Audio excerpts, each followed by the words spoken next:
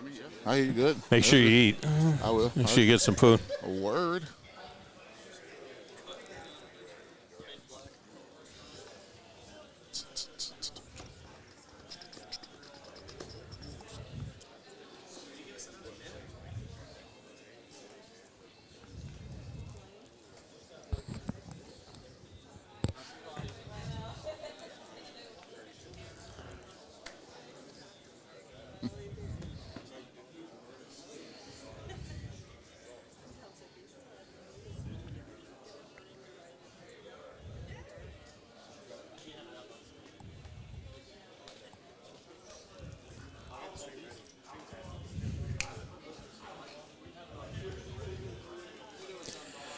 And good afternoon, everyone, and welcome back to the Tom Abraham Show here at the Fleming Roofing and Restoration High School Media Day at the SportsMed Stadium Club at Toyota Field.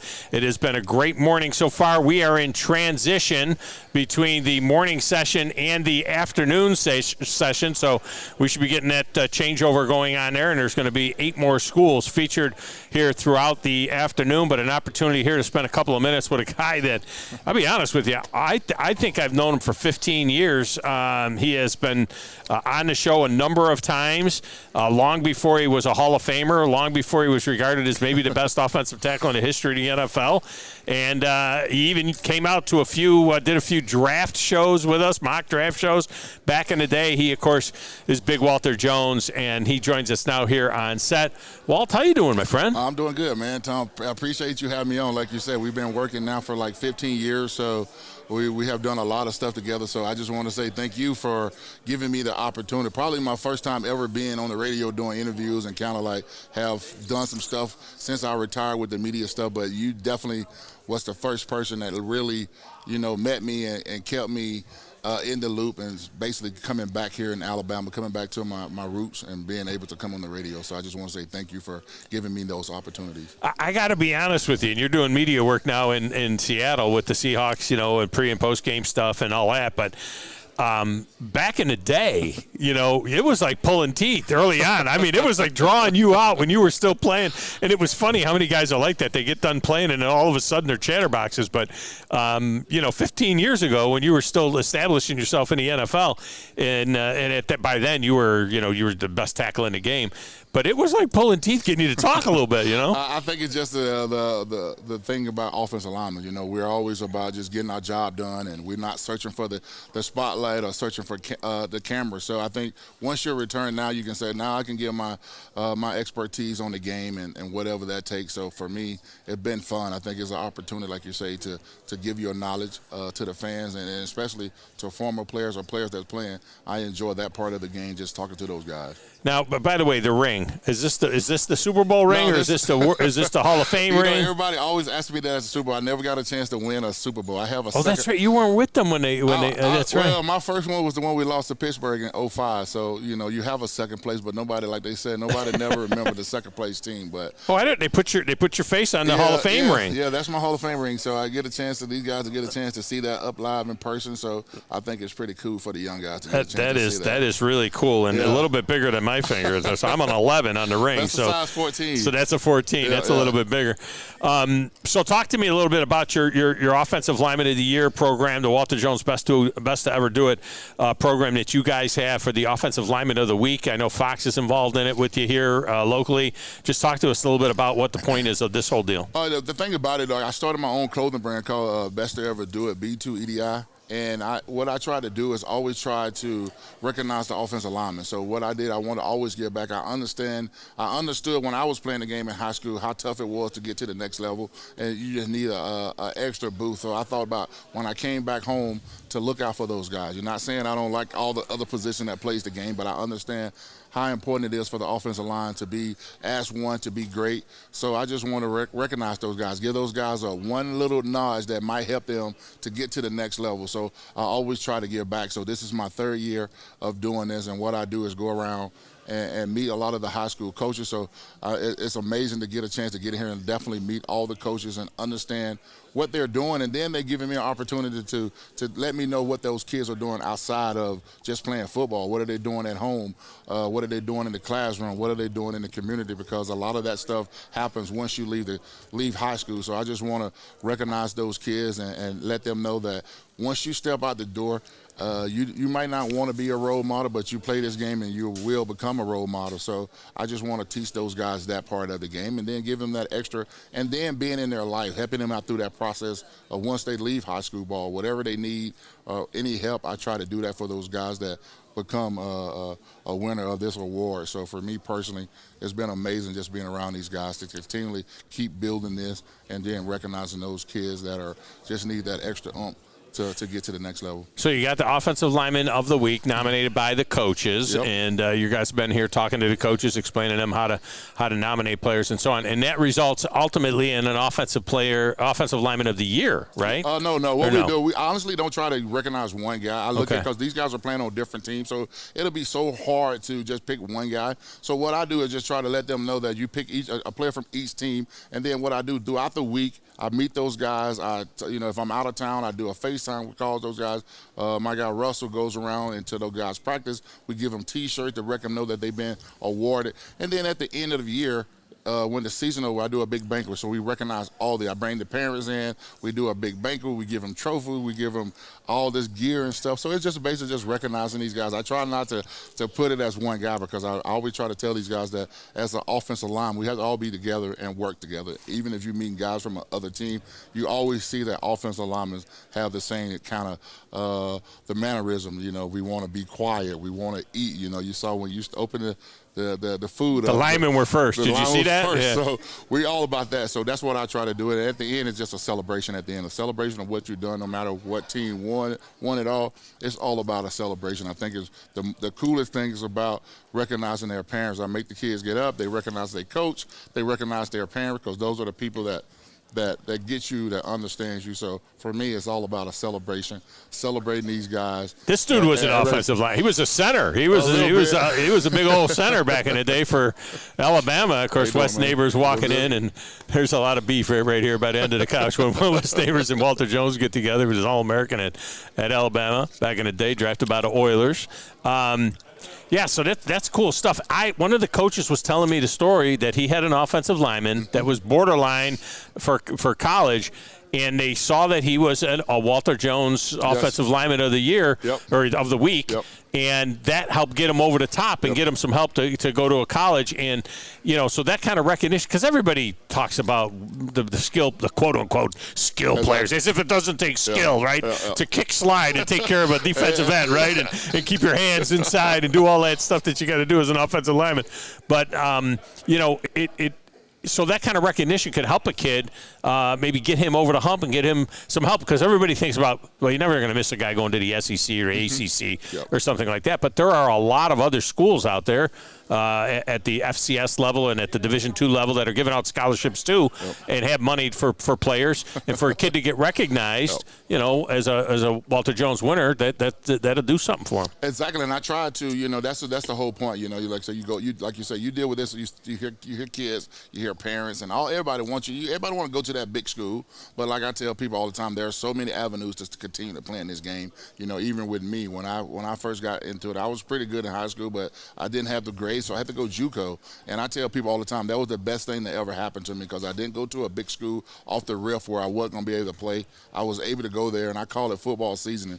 You know what I'm saying? You get an opportunity to play the game without all the spotlight, so you can still learn the game. So I always try to tell these kids, if you're good, they will find you. So, not saying don't go to the D1 school, but just understand your opportunities and your opportunity to continue playing this game where you can get on the football field and play some football. So I talk to all types. I done talk to the 5 stars or to the 1 star, just understanding, you still can follow this game and play this game. So I just try to relay that to those guys. So 1 year as a starter, really as a full-time starter at Florida State, and he ended up the 6th pick in the draft, and back in, 96, 97, something like that. 97.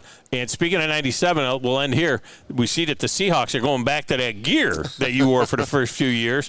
And I know they're only wearing it once this year, but I wonder if the fans will be screaming, wear that all the time, man, because that's good-looking stuff. I think it's going to be amazing, though. I think the Seahawks probably got some loyal friends. Some loyal fans. So I think that the fact that they bringing that back to kind of bring it back for, because I tell people there are fans in different eras. So these are going to really resonate with those people that's been there since '76. So to get a chance to see those old units, to see this team being a contender every year. So I think it's going to be pretty amazing when those are revealed and played on TV. Very cool. I can't wait to see it. So it's going to be pretty awesome. Very cool. All right, let's get something to eat, man. All right, let's go. I appreciate you. That's Walter Jones there, and it doesn't get any better than that at offensive line. That's for sure in the NFL Hall of Famer. All right, we're going to get a break in here. When we come back, Mark Russell is going to join us here for a couple of moments as well, and from the Huntsville Sports Commission. We'll talk to him, and then we'll start with the teams, and we'll get that going here in just a few minutes. It is the Tom Abraham Show live at High School Media Day, brought to you by Fleming on 97.7 ESPN, The Zone.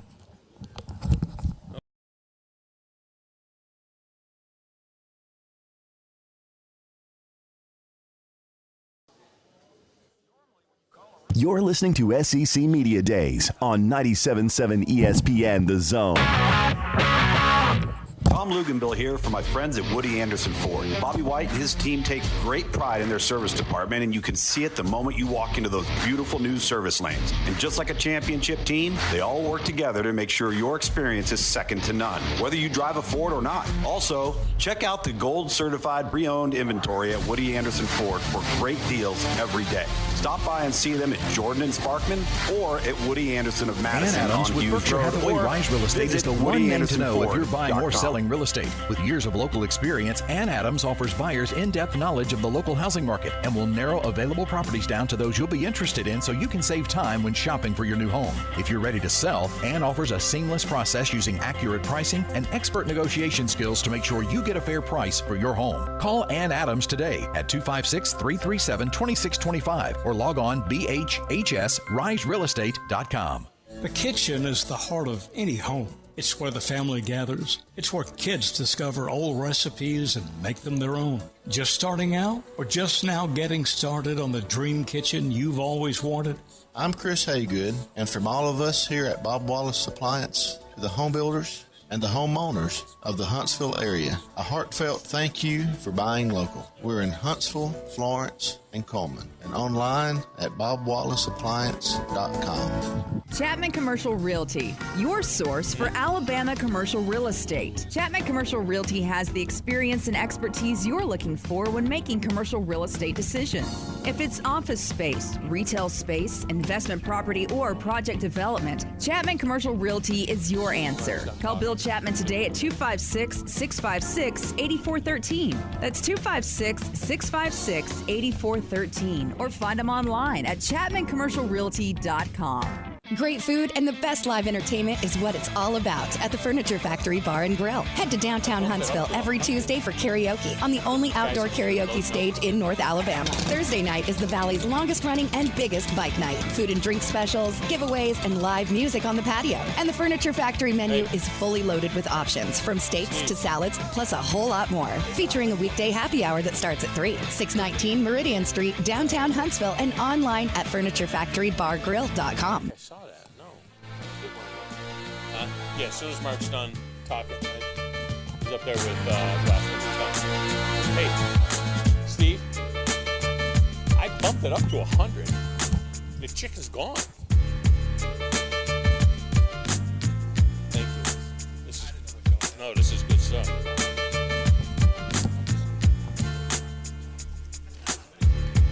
This is useful. I bumped that up to 100. I mean, there was a lot of it was 3 big kids that are loading up like crazy. You know what we needed to do? We needed to serve. We needed to have somebody serving, giving each one 3. There's 3 or 4 pieces.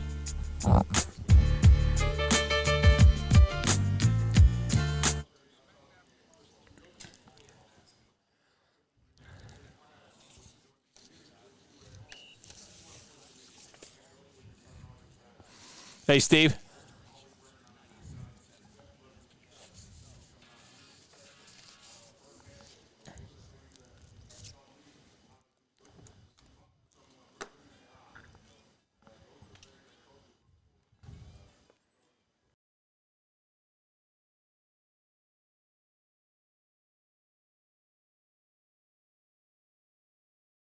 And at High School Media Day presented by Fleming Roofing and Restoration here at the SportsMed Stadium Club at Toyota Field, as Mark Russell and Wes Neighbors now addressing the gang that is here that are eating lunch. We want to thank Champy's Chicken for the lunch, Champy's of Madison, hooking us up with lunch. And it seems that everybody is eating well, Steve. That's what it looks like to me over there. Teenagers have a healthy appetite. Yes, especially teenage football players with a healthy appetite. There's no doubt about it. This has been fantastic so far. Absolutely. I mean, a couple of hour and a half to go. It's been unbelievable. Kick it into the driveway. Kick it into the driveway. No, it has been great stuff. There's no doubt about it. And joining us now, Mark Russell from the Huntsville Sports Commission. And Mark, we were just talking about this deal and just how much fun it has been and how useful this has been for the media. It seems like everybody is really taking this all in, and it's been great. Yeah, it's a great idea, and it's really great for the players and the coaches to take that time where it only costs them a couple hours of one day and not having to do it every day during practice and things, see all the media at one time, and also get to see the other players and meet those guys. Yeah, no, it is really cool. There's no doubt about it. We have seen the players all taking shots in front of the green screen for the Sports Commission, and talk about that a little bit and what it is. You guys, I understand, have a really cool hype video coming out. Yeah, we're trying to promote all sports here in Huntsville, and certainly football, and we're trying to do some cool hype videos, not only for the kids, but to excite the community to come out to watch their games. We really need to increase attendance all over North Alabama at high school football games. And Joe Davis Stadium, what a great addition to have that. There'll be 6 games at Joe Davis this year, at least 6 games, and we'll be covering all of them. All those games will be on our high school streaming network, which is really cool as well, and that's going to be a great venue for high school football. It sure is. It's the right size. It's going to hold 6,000 plus, and we'll have standing room only, and grassy knoll to sit on. Yeah. And so it's going to be a quaint atmosphere, and really where every fan is on top of the game. And I think the players are going to love it. The scoreboard's awesome as well. Yeah, it's great, and more renovations and updates, I believe, at Milton Frank this year over the winter, right? Yeah, Milton Frank's getting a new scoreboard, and they've painted it. It's going to look good. It's a little bigger venue. You know, some of the games are going to be awesome there, but we're going to have these hype videos playing and really promote the kids and football. And for those that don't know, Mark Russell, one of the best officials anywhere. I broadcast 2 or 3 games that you did last year, and it would be about the middle of the third quarter, and I'd say, there hasn't been any controversy, and Russell's on the game, you know what I mean? So that means a lot. There's no doubt about it, but still, from a recruitment standpoint, just putting your officials hat on, man, we need officials. It's just nuts right now, and I know it's a thankless job sometimes, but it can also be a very thankful job, and we just need people to get in line and become officials. Yeah, we definitely need officials, and if you're interested, you can contact me. I love high school football, and I love officiating. I like being on the field. I like hearing the band. I like seeing y'all, being part of the excitement, and have ever since I was a little kid. So it's great for me. I think other people that if you're involved in the game, you'll enjoy it as well. So be official. We've got to get crowds and the coaches and everybody on the same page. We have to have officials to play this great game. The only thing I would ask is that I need that full minute after a score before the kickoff, okay? Please? Absolutely. I mean, some of the guys rush it, and I'm like, no, we're in a commercial break. Give me my full minute. Yeah, it's definitely a production, and certainly the higher levels you go, the bigger a production it is, and that's all part of officiating. We're learning how to handle these games and TV games, and so it's been fun doing that. Well, we appreciate you guys being a part of this and helping sponsor it and put it on as well. And you guys stepped up big time for the awards dinner was another great thing. I thought that was a tremendous night when we had that. And, the relationship between 97.7 ESPN The Zone and the Sports Commission has been fantastic. Yeah, we appreciate it. If you ever need any good stories on West Neighbors, you call me. We practice a lot together, played in a lot of games together. Oh, I didn't know that it went that far back, the relationship. Yeah, we're old running buddies, and we're high school teammates. Oh, okay. So now I know where to get the dirt. That's the good stuff. All the good stuff, too. All right, Mark. Appreciate you. All right, thanks for having me on. Thank you. That's Mark Russell from the Huntsville Sports Commission. All right, we are going to grab Buckhorn and their players. I'll tell you what, we're going to jump ahead and get a break in here. We'll get the breaks in as much as we can. Let's get the breaks in, and then we'll come back with Buckhorn, and we'll have Matt Patterson, a couple of his players that are here as well, coming up next right here on the Tom Abraham Show, live from High School Media Day on 97.7 ESPN, The Zone.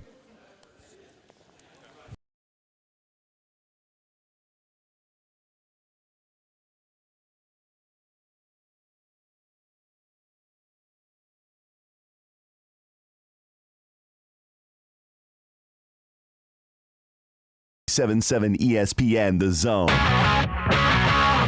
Tom Luganbill here for my friends at Woody Anderson Ford. Bobby White and his team take great pride in their service department, and you can see it the moment you walk into those beautiful new service lanes. And just like a championship team, they all work together to make sure your experience is second to none, whether you drive a Ford or not. Also, check out the gold certified pre-owned inventory at Woody Anderson Ford for great deals every day. Stop by and see them at Jordan and Sparkman or at Woody Anderson of Madison Ann Adams on with Hughes Berkshire Road. Hathaway Or Rise Real Estate is visit the one name to know if you're buying or WoodyAndersonFord.com. selling real estate. With years of local experience, Ann Adams offers buyers in-depth knowledge of the local housing market and will narrow available properties down to those you'll be interested in so you can save time when shopping for your new home. If you're ready to sell, Ann offers a seamless process using accurate pricing and expert negotiation skills to make sure you get a fair price for your home. Call Ann Adams today at 256-337-2625 or log on bhhsriserealestate.com.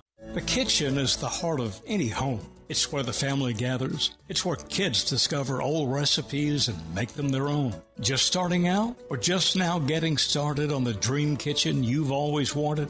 I'm Chris Haygood, and from all of us here at Bob Wallace Appliance to the home builders and the homeowners of the Huntsville area, a heartfelt thank you for buying local. We're in Huntsville, Florence, and Coleman, and online at bobwallaceappliance.com.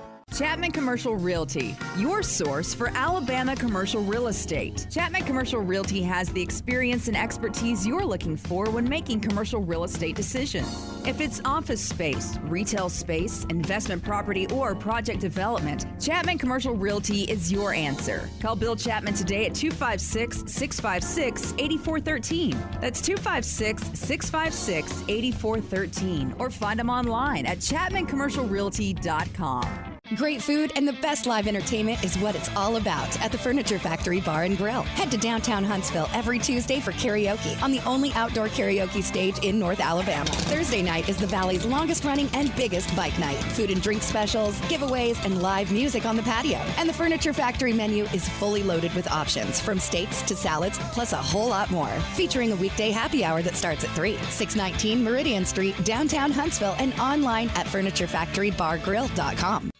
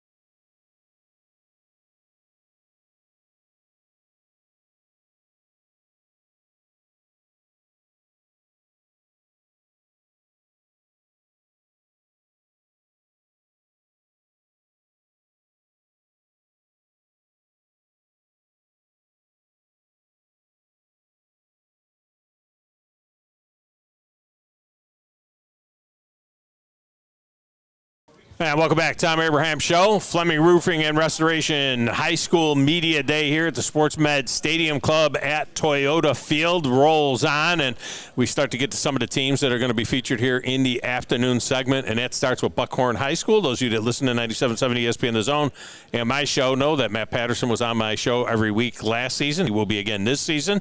I did the Buckhorn games on our air, our feature game on our air, and on our primary stream as well. That will be the case again this year, and Matt Patterson joins us now here on the Couch of Knowledge. I think that's what we're calling this, the Couch of Knowledge. How you doing, Coach? Doing well, Tom. How about you? Oh, wait a minute. Let me get you potted up a little bit here. There you go. Hey, man. We're all good now? Yeah, there we go. It's good to see you again, and, it always feels like the off season is so long, but then all of a sudden you get to now, and it's like, oh, dang, got to play a game in about 4 weeks. Man, it's flown by. There's been no summer break for us. We gave a couple weeks off, but these guys worked their tails off to get here where we are, and we blinked, and it's August here in a week. How has the participation been in the off-season voluntary program? It's been outstanding. The guys have been gone, vacations. Got some guys that do travel baseball and stuff like that. I mean, the people that have been gone, we know where they've been, and I can live with that. And they've made their workouts up on Mondays, and we asked the guys to make 18 to 21, and as of today, I don't think anybody owes a makeup. So that's a good thing with a week to go. That's tremendous stuff. And, last year, a playoff year, all right? So that part of it didn't go the way you wanted to go overall from a season standpoint, but it was a playoff year. Something to build on, I would imagine. It was a pretty young team. You did lose some talent, there's no doubt about it, but you've got a lot of studs back. You had some real young kids that were playing last year, and it seems to be, I don't want to say a veteran team yet. You're still kind of young, but you got some guys that have some game experience now under their belt. Oh, that no doubt. We at one point last year, Tom, I think me and you talked about on the show, 8 of the 11 defensive starters couldn't drive a car, and most of those guys are back, and obviously I got two returning starters, offensive linemen with Nathan Sell and Jordan Rice with me today. We returned a lot of we returned the last. All 5 of the guys that started the last 4 ball games up front. Obviously, it's a big loss with T-Rob graduating, what he meant to our program on the field and off the field. But, you got Yaya back, Cameron Swain, and this is a bold statement, but there's no shot at T-Rob, but I think we're better at running back today with those 2 guys than we were game 1 last year, just because Yaya had to grow up. And he really started to come in his own about week 4 and 5. But, we feel like we got 2 guys that we can hand the ball to game 1. And he'll be running behind these 2 guys, Jordan Rice and Nathan Sale. And we'll start with you, Jordan. Is there a message here? Do you think the fact that Coach brought 2 big uglies, 2 offensive linemen with him here, I mean, is there some sort of a message there maybe to the rest of the team that, look, this thing starts and ends with you guys? Yes, I'll say that. It's like it starts with us. Pretty much we're the foundation that needs to start it off.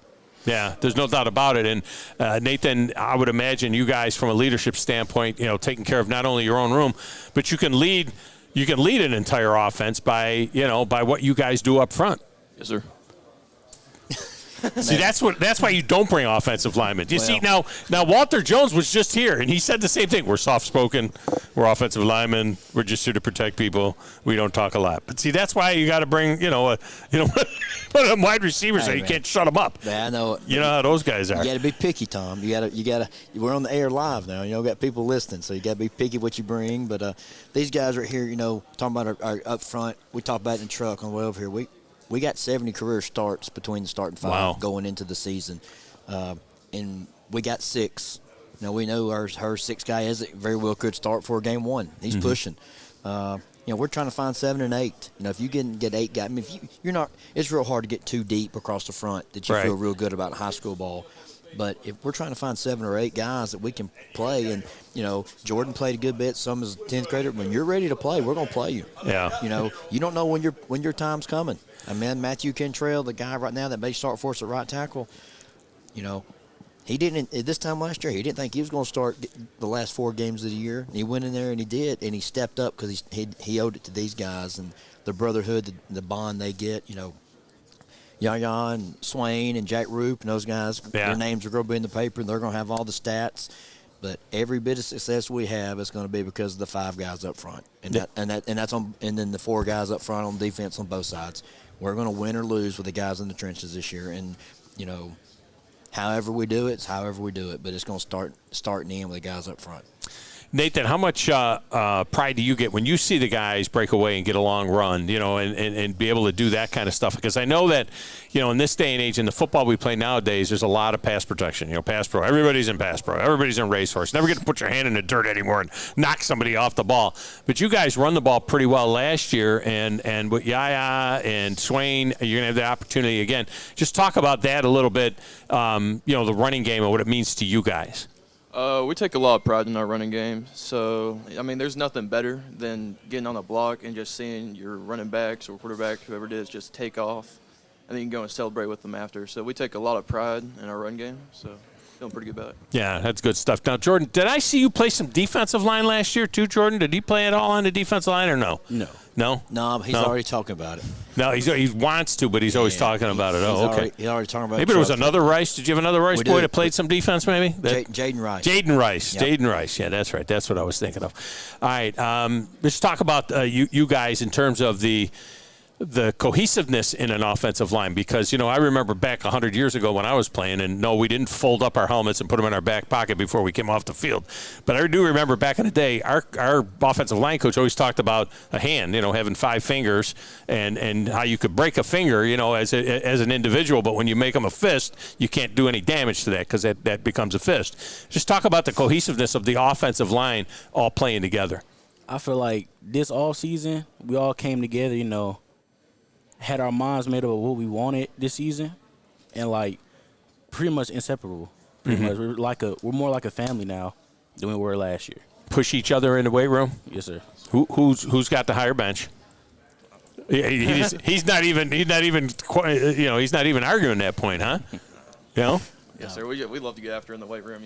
Like you said, we're a family, so it's always fun to get in there every single day. Push each other in there and just grind. So. Yeah. What about with the young guys too? Do you feel a responsibility? You played a lot as a sophomore, and what about kind of passing that on? Because you're building a program. You know what I mean? It's more than just a minute, and over there at Buckhorn, you're kind of building up a program. You want to leave with some kind of legacy behind you. Yes, I love to have young guys in my rack so I could teach them how to do the right, how to do technique-wise, build them up muscle-wise and everything. I love seeing that progression. Do you ever call out a guy, like when you're doing individual drills or you're doing drills against the D lineman, do you kind of call one of them out? Do you ever want to go, no, get that freshman out of my line. I want you. You want to go good against good when you're in those individual drills a little bit? Yes, sir. Well, heck, Tom, last year, 2 of our freshmen, 2 of our goods. That's true. But you say call them out then. I would imagine it's a great opportunity. And then that's a leadership thing, right, too. Some kids, when they do those individual drills, whether it's wide receivers and DBs or whether it's you guys up front, they look for an inexperienced player to make themselves look good. But that's not leadership, right? Going out there and taking on the best. Who's one of the toughest guys for you to handle on your defense?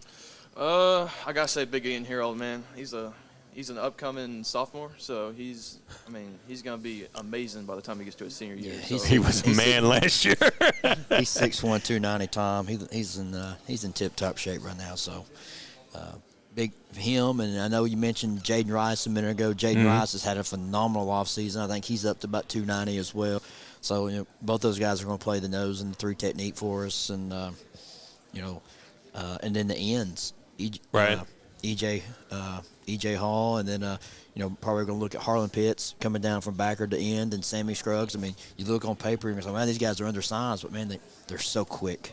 They get their get off. Nathan out here ashamed to tell you, if he ain't ready, they're going to get by him just because the get off they got there. So really pumped about. I can't say enough. There's so many people to talk about that I'm excited about, but I can't say enough good things about both sides of the offensive defensive line right now, and that's really big. I think for as the years it gets going, you can establish the run game, you can eventually establish the pass. Yeah, well, it's always that way as well. It always is the lines that get it done.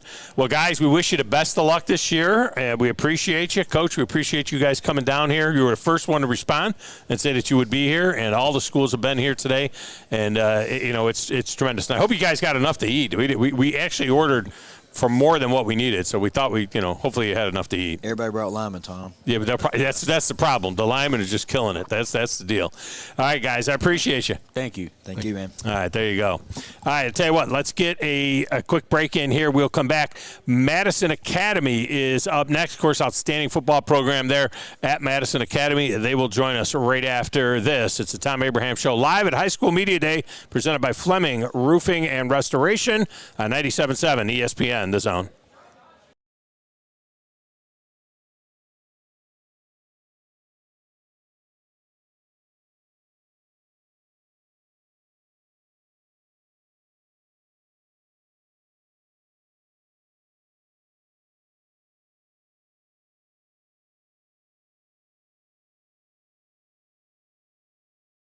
And The Zone. Tom Luganbill here for my friends at Woody Anderson Ford. Bobby White and his team take great pride in their service department, and you can see it the moment you walk into those beautiful new service lanes. And just like a championship team, they all work together to make sure your experience is second to none, whether you drive a Ford or not. Also, check out the gold certified pre-owned inventory at Woody Anderson Ford for great deals every day.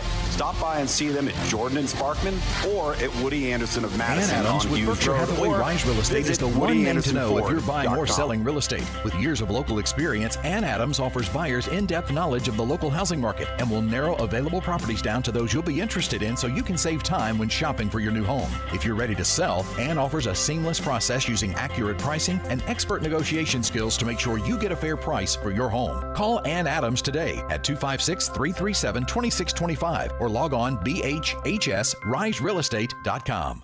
The kitchen is the heart of any home. It's where the family gathers. It's where kids discover old recipes and make them their own. Just starting out or just Bandy, now you hear me? getting started on the dream kitchen you've always wanted? Bandy, give him like 2.5 more minutes, okay? Here at Bob Wallace Home Builders. Yeah, give him like a minute and a half, actually. Of the Huntsville area. Tom's not. Oh, never mind. Don't do it. Don't do it. For buying local. We're in Huntsville, Florence, and Coleman, and online at bobwallaceappliance.com.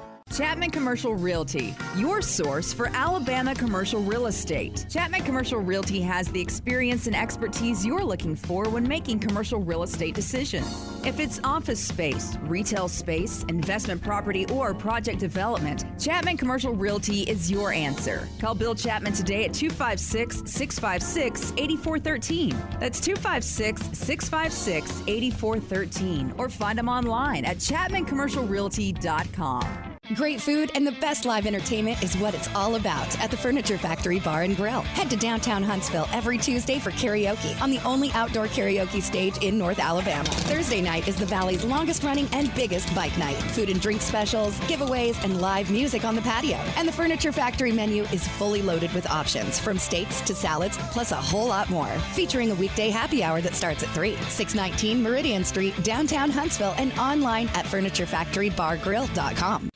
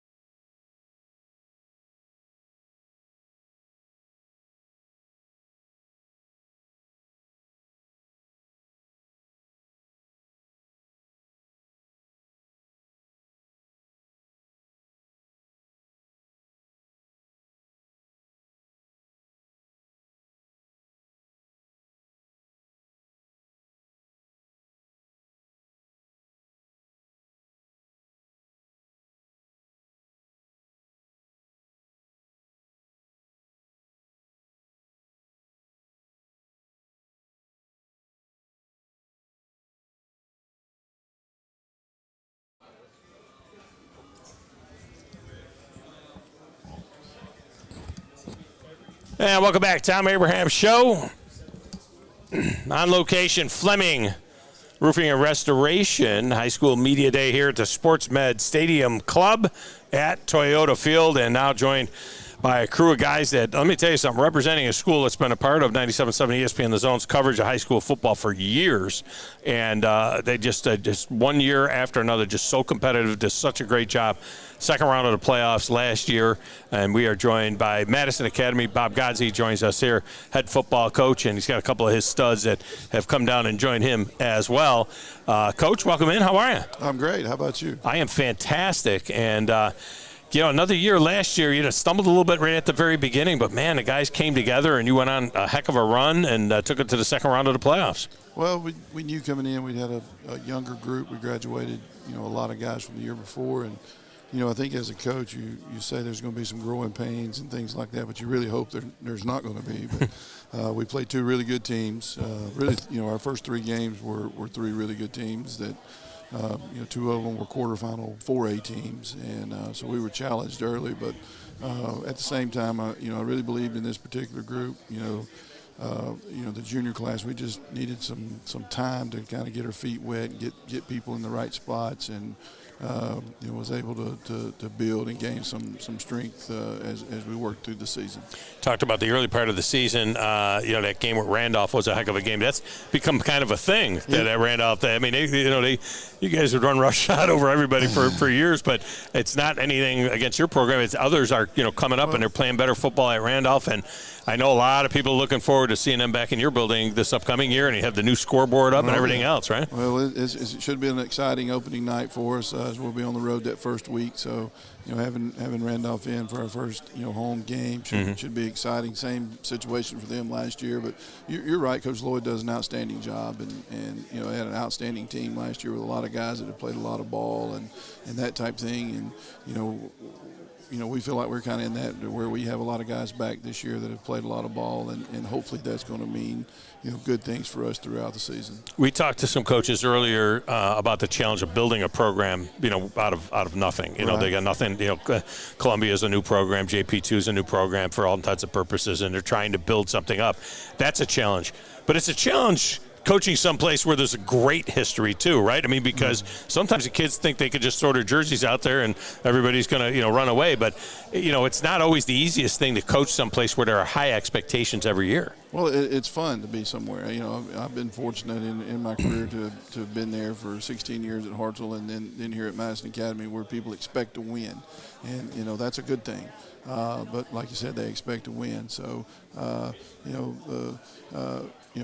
guys understand, I think, a little more this year just because of the experience of what it takes to win and win at a high level and win big games and things of that nature. As we got on a roll last year, we kind of felt like one, maybe got away from us in the second round, and I think that's been a little bit of a driving force with our guys, taking nothing away. But, Sylvania made every play that they needed to make, and that's when you get to the second, third, fourth rounds, it comes down to those 2, 3, 4 plays that you have to make. And you do all the work, you do everything leading up to that point to be able to produce in those times. And, that's what, every team here, every player here is striving to do. You brought Reese Baker and Ken Cherry with you here. Reese, offensive tackle? Yes, sir. Yeah. It wasn't real. It wasn't a reach. I mean, I figured he wasn't a wide receiver. You know what I mean? But offensive tackle. Talk about the sense. Is there a sense of unfinished business? I mean, winning a state championship was really tough. You guys go out in the second round last year, but we were playing really good football down the stretch. Is there a sense with your class, with you guys coming back, that there's a little bit of unfinished business? Yes, sir, there is. We'll talk about how the summer has gone, and so what do you do to finish that business, I guess, is the next question. Work hard. Keep working hard. You got to finish it.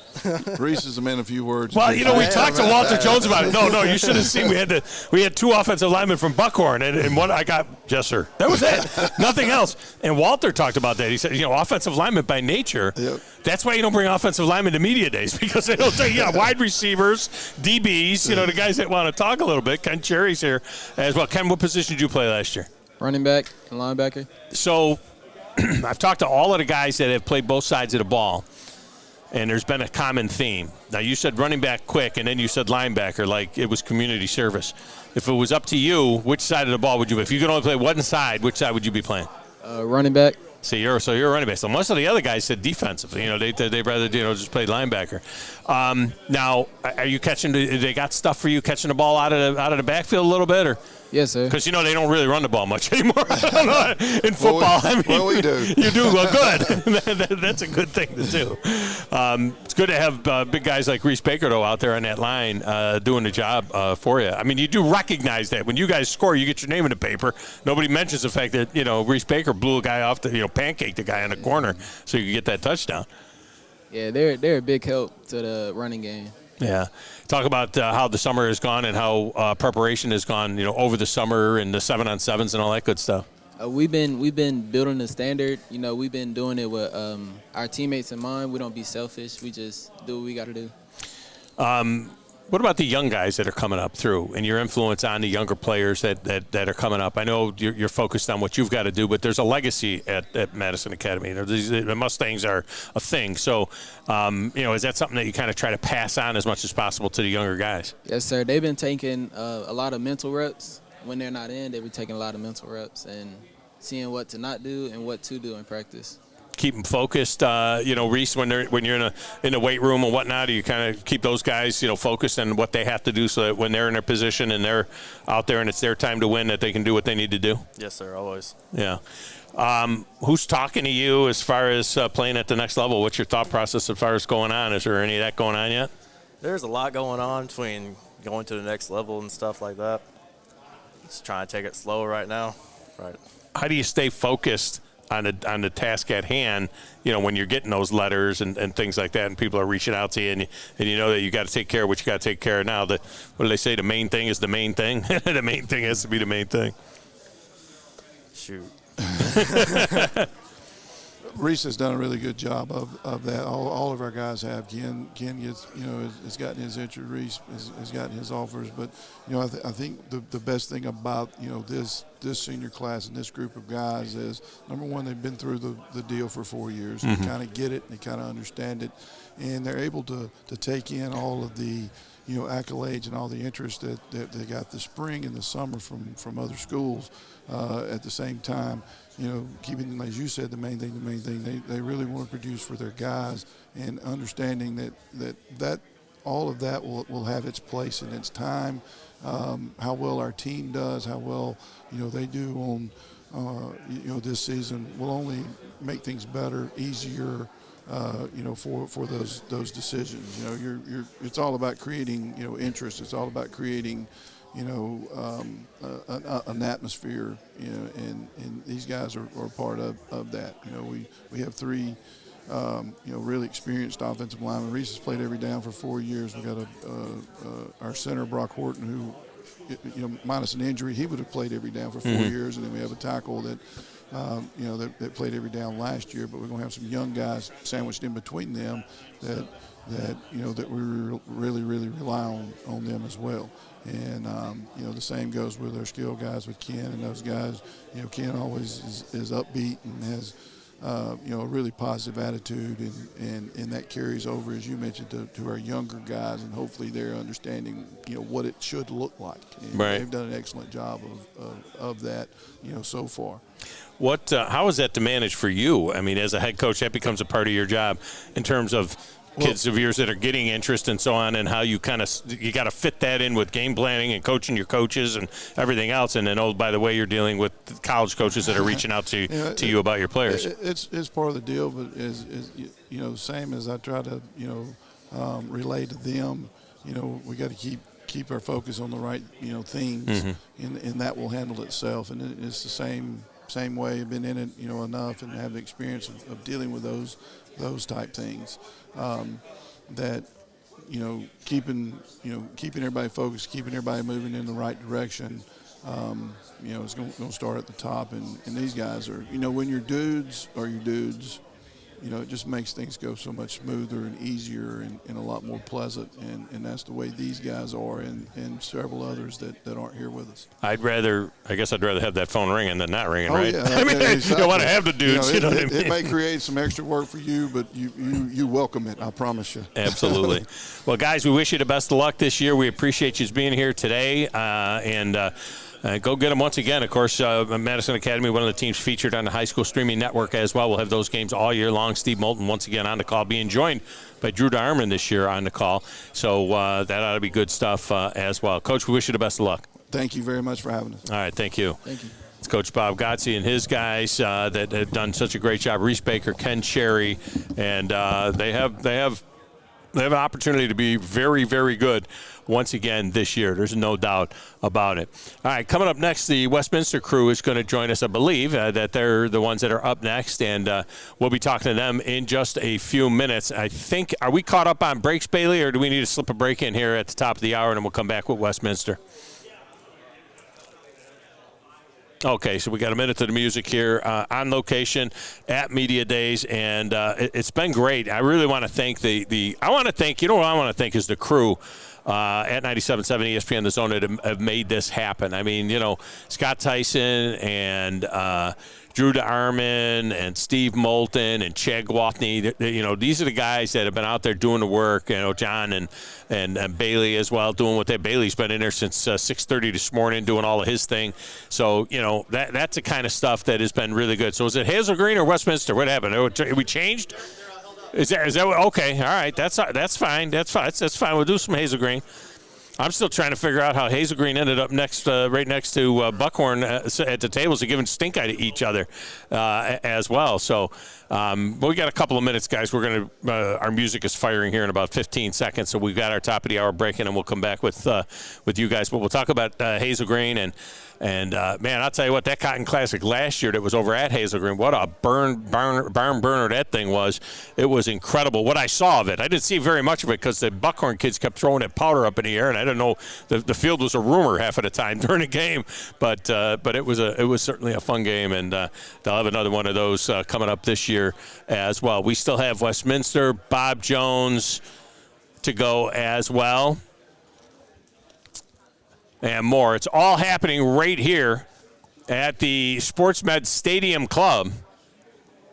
Brought to you by Fleming Roofing and Restoration. It's High School Media Day on the Tom Abraham Show. One more hour to go. 97.7 ESPN, The Zone.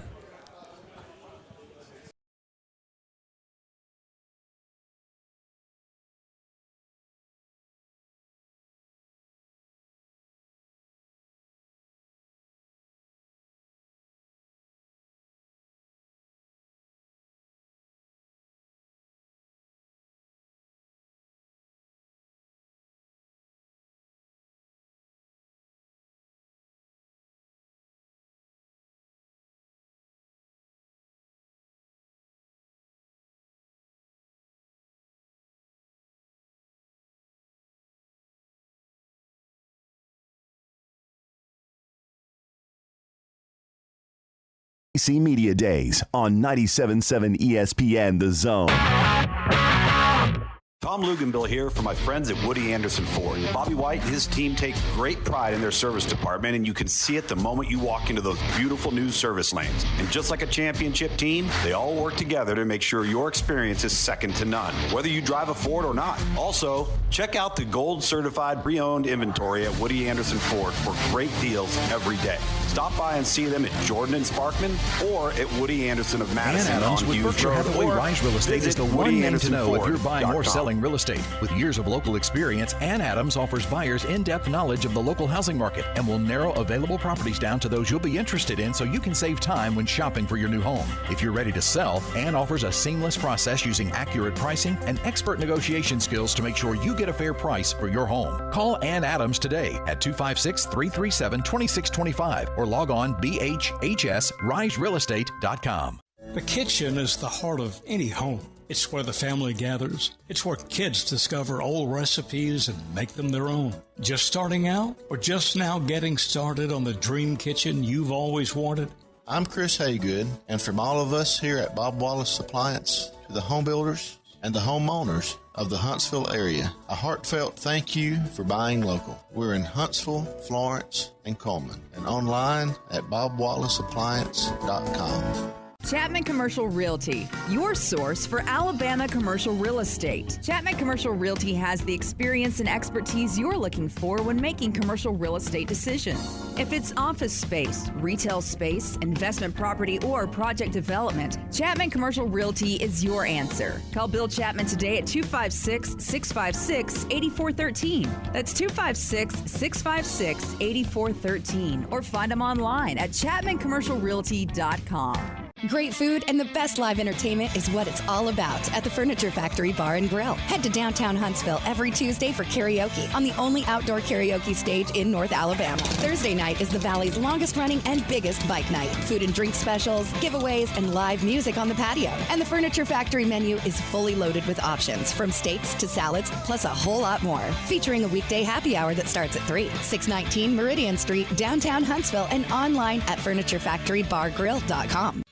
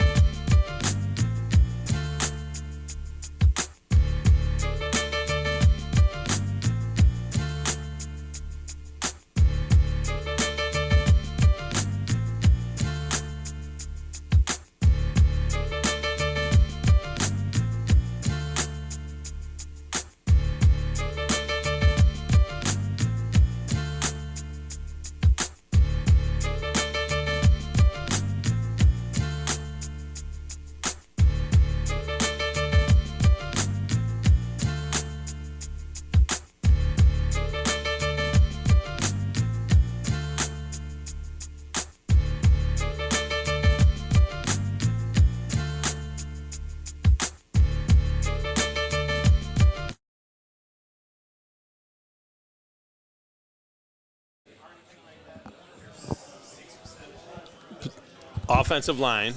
Yes, sir.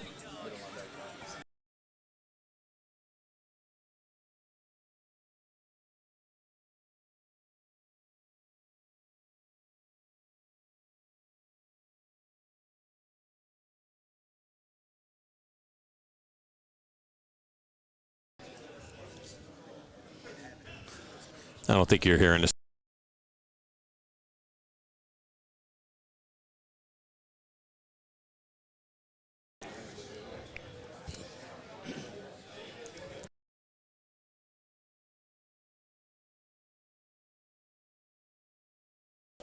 And welcome back. Hour number 2 of the Tom Abraham Show, live on location at the Sports Med Stadium Club at Toyota Field for our Fleming Roofing and Restoration High School Media Day, and joined now by Hazel Green and Charlie Wilburn. And let me tell you something, this team last year was all over the lot. I mean, it was hard to figure them out. Sometimes they were really, really good, and other times not so much.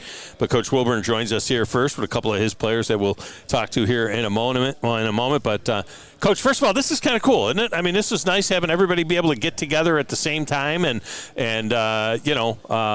able to meet the media all together, and all the TV stations, and Jimmy Lay from AL.com, and everybody writing stories, and all here, and everybody coming through. We call it the car wash here, coming on the air with us. This is neat. Yeah, absolutely. I mean, it's a great experience for these guys to get to live this. You know, they see it on TV with all the major conferences and all that, and opportunity to kind of get out, talk a little bit about their program, about the work they've been putting in, and two, you get to see everybody. You know, and obviously we've got 17 schools in the county, and so there's a lot of these guys we don't see. So kind of nice to see those guys and catch up before we get rolling.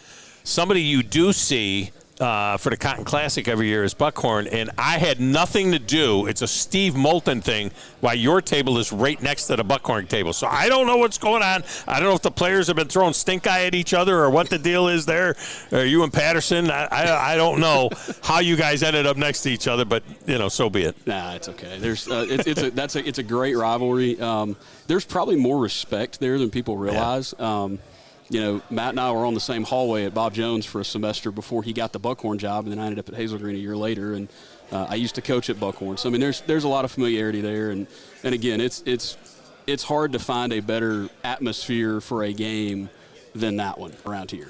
Well, you always joke about the fact that, the Cotton Classic, the only thing is there's no more cotton in between Newmarket and Hazel Green anymore. We need to call it the Rooftop Classic or something else. That's all there is neighborhoods anymore. The way it's growing out there. I mean, for like you said, for both of us, I mean, those areas are exploding. And so the schools are both, we're both busting at the seams.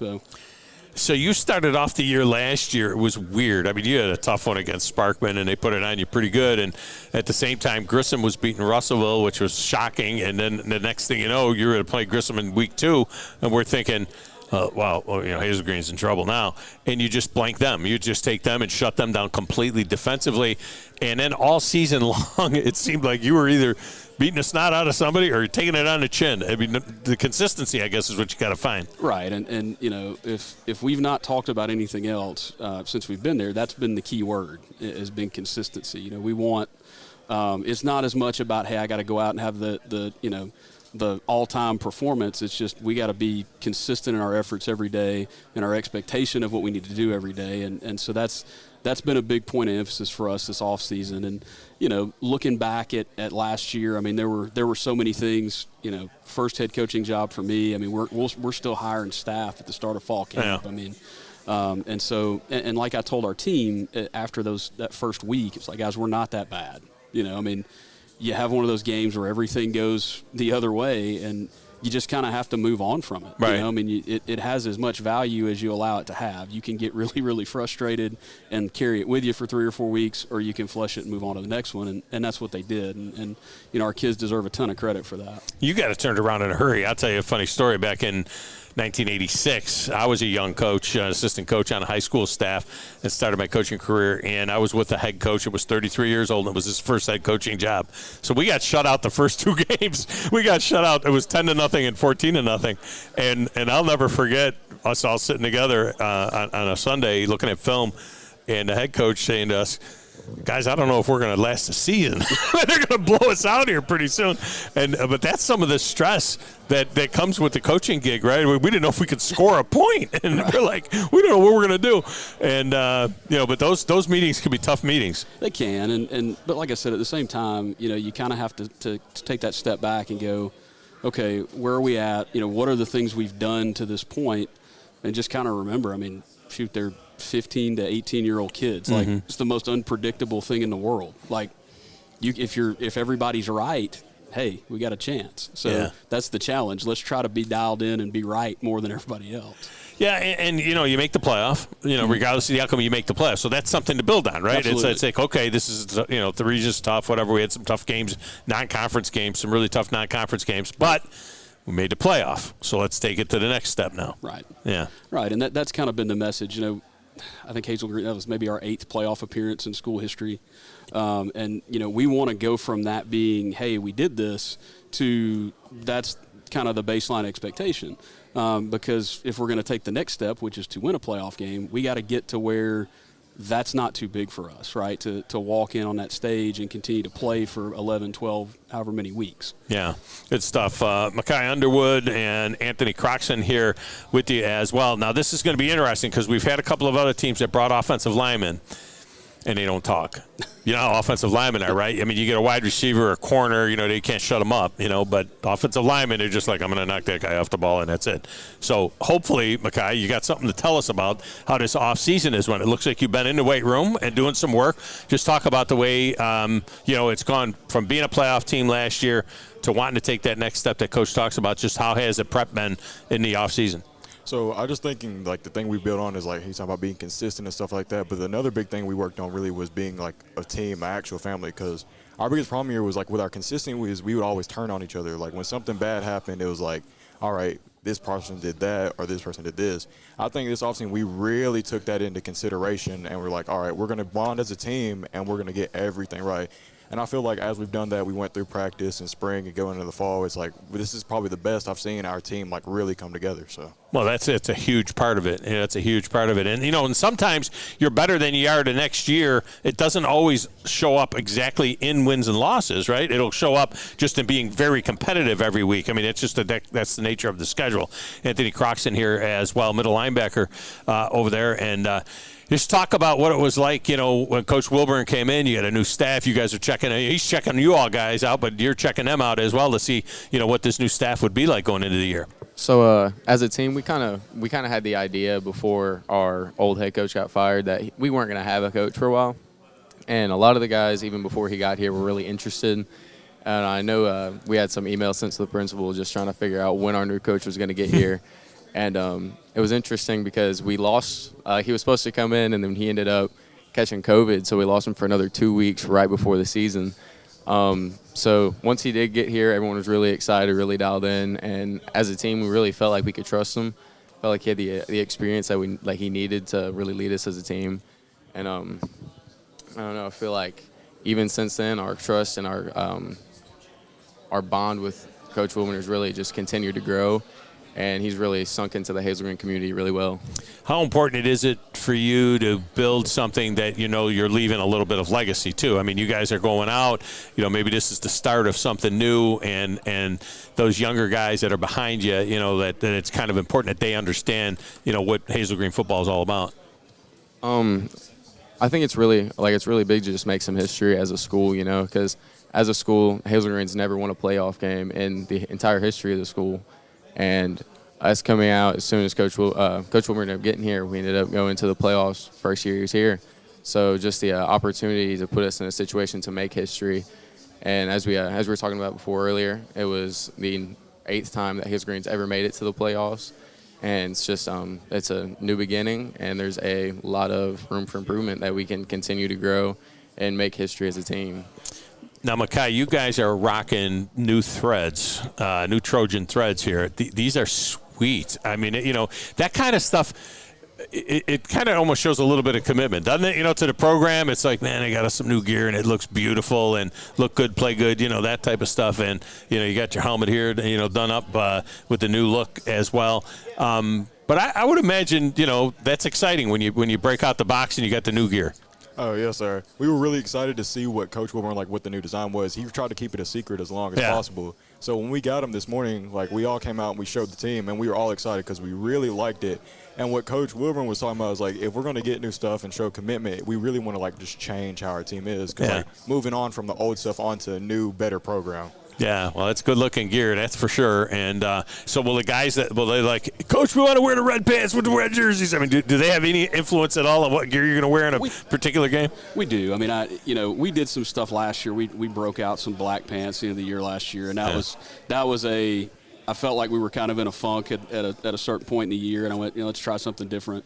But typically, we've got a leadership council, and I'll go to them and say, all right, guys, what do you want to wear this week? So.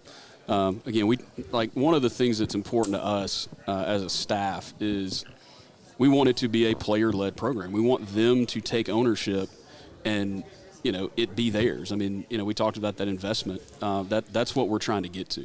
Yeah. And so, little things like that are a step in that direction. Yeah, well, I tell you what, the gear looks good. I will see you guys at least once this year because I'll be doing the Cotton Classic, and so that'll be over at Buckhorn. And if it's anything like last year's, I mean, man, what great atmosphere! I mean, it oozes Friday Night Lights. You know what I mean? It's what it's all about. And you guys must feel it too when you come out for a big rivalry game like that. Oh, yes, sir. We really do feel it. It's just, it's being able to stay calm in the atmosphere though too. Yeah. Just enjoying it though. And just trying to be able to breathe through all that baby powder. Yeah, breathing through the baby powder. And you might want to talk to the guys on your side of the ball, too. I mean, maybe play a little bit of defense. That's all I'm saying in that game. It's for both teams. It was like an arena game. We're a second-half team. Second-half team. It's back in that 3 stops a half mentality, or 2 stops a half. That's how it was an arena ball. Yeah, watching you guys play. That's good stuff, though. All right, guys, I appreciate you. Good luck this season. Hope you have a great season. I appreciate you coming and spending a few minutes with us. Absolutely. All right, thank you. And there you go. Those are the boys from Hazel Green and their coach, Charlie Wilburn. And I think it's a program on the come. I really do. I think it's a program that is going to be able to make some big strides and is going to be able to do some good things in the very near future. So Westminster looks like they're tied up with some TV stuff right now. So I'll tell you what, we'll take a quick break. We'll come back. One of these segments, we'll get two guys in. We'll see what's going to happen. We've got Sparkman on deck. We got New Hope. We got Bob Jones, and we've got Westminster. And you know what? If it takes us into the Paul Feinbaum show, it might take us a few minutes into the Paul Feinbaum show. Paul doesn't have anything to say anything. He's just going to say how Nick Saban's washed up or something like that, so we don't need to hear that. We'll come back with more right after this. It's the Tom Abraham Show on location at Fleming Roofing and Restoration High School Media Day from SportsMed Stadium Club here on 97.7 ESPN, The Zone.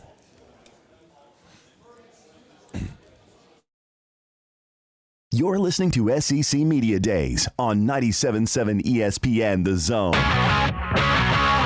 Tom Luganbill here for my friends at Woody Anderson Ford. Bobby White and his team take great pride in their service department, and you can see it the moment you walk into those beautiful new service lanes. And just like a championship team, they all work together to make sure your experience is second to none, whether you drive a Ford or not. Also, check out the gold certified pre-owned inventory at Woody Anderson Ford for great deals every day. Stop by and see them at Jordan and Sparkman or at Woody Anderson of Madison Adams on with Hughes Berkshire Road. Hathaway Or Rise Real Estate is the visit one name to know if you're buying or WoodyAndersonFord.com. selling real estate. With years of local experience, Ann Adams offers buyers in-depth knowledge of the local housing market and will narrow available properties down to those you'll be interested in so you can save time when shopping for your new home. If you're ready to sell, Ann offers a seamless process using accurate pricing and expert negotiation skills to make sure you get a fair price for your home. Call Ann Adams today at 256-337-2625 or log on bhhsriserealestate.com.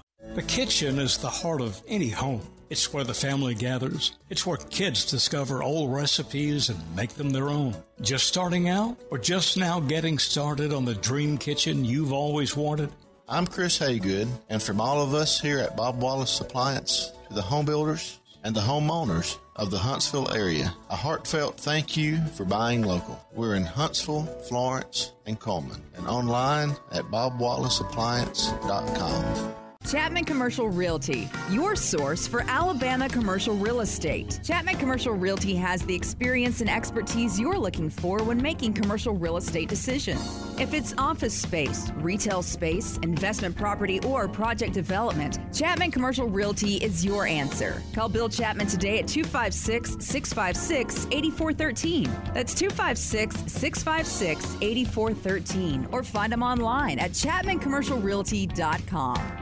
Great food and the best live entertainment is what it's all about at the Furniture Factory Bar and Grill. Head to downtown Huntsville every Tuesday for karaoke on the only outdoor karaoke stage in North Alabama. Thursday night is the Valley's longest running and biggest bike night. Food and drink specials, giveaways, and live music on the patio. And the Furniture Factory menu is fully loaded with options from steaks to salads, plus a whole lot more. Featuring a weekday happy hour that starts at 3. 619 Meridian Street, downtown Huntsville, and online at FurnitureFactoryBarGrill.com.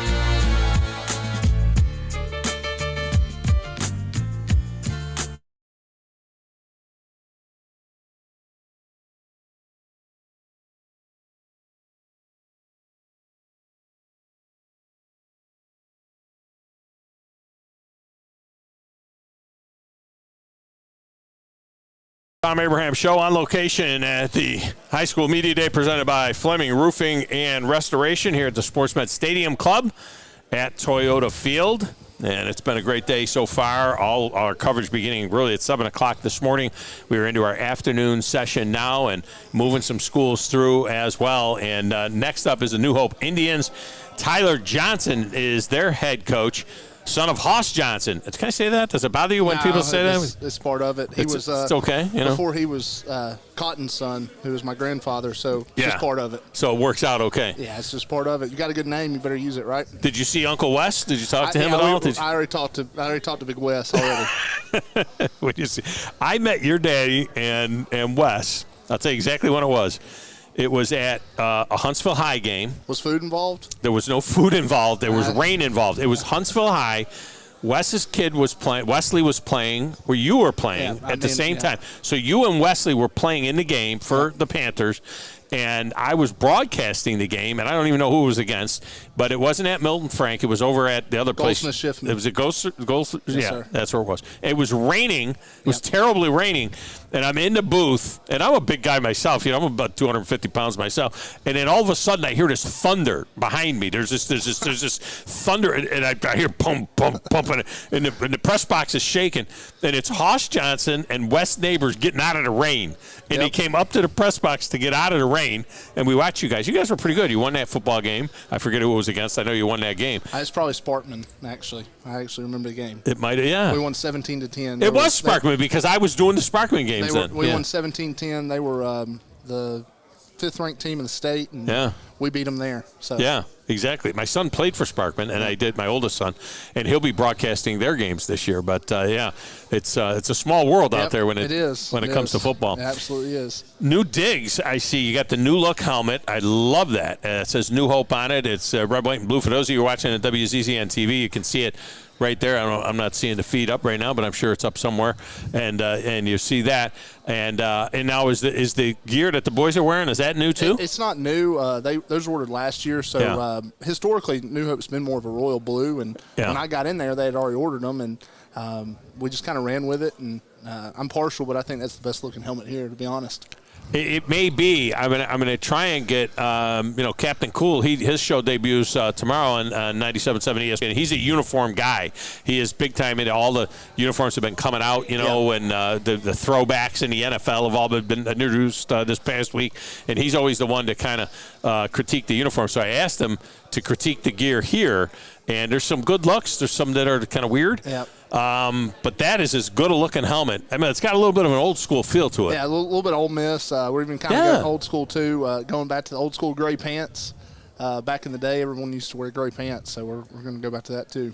So talk about your preparation for this season as you're building a program. I think last year was your first year there as a head coach. Yes, sir. And so that you go through a culture change type thing, right? I mean, you're gonna kind of get everybody on board with what they have to do to be a quality program. And last summer I came in June, and it was kind of one of those things. I was just learning names, and by the time season started, I actually had all the names, but really didn't know the player's skill and what their strengths and weaknesses were. So this offseason, getting to know the guys and understanding better what they're best at and how to best use them, that's been a huge advantage, I feel like. And we've had a great offseason. I've had great numbers all summer.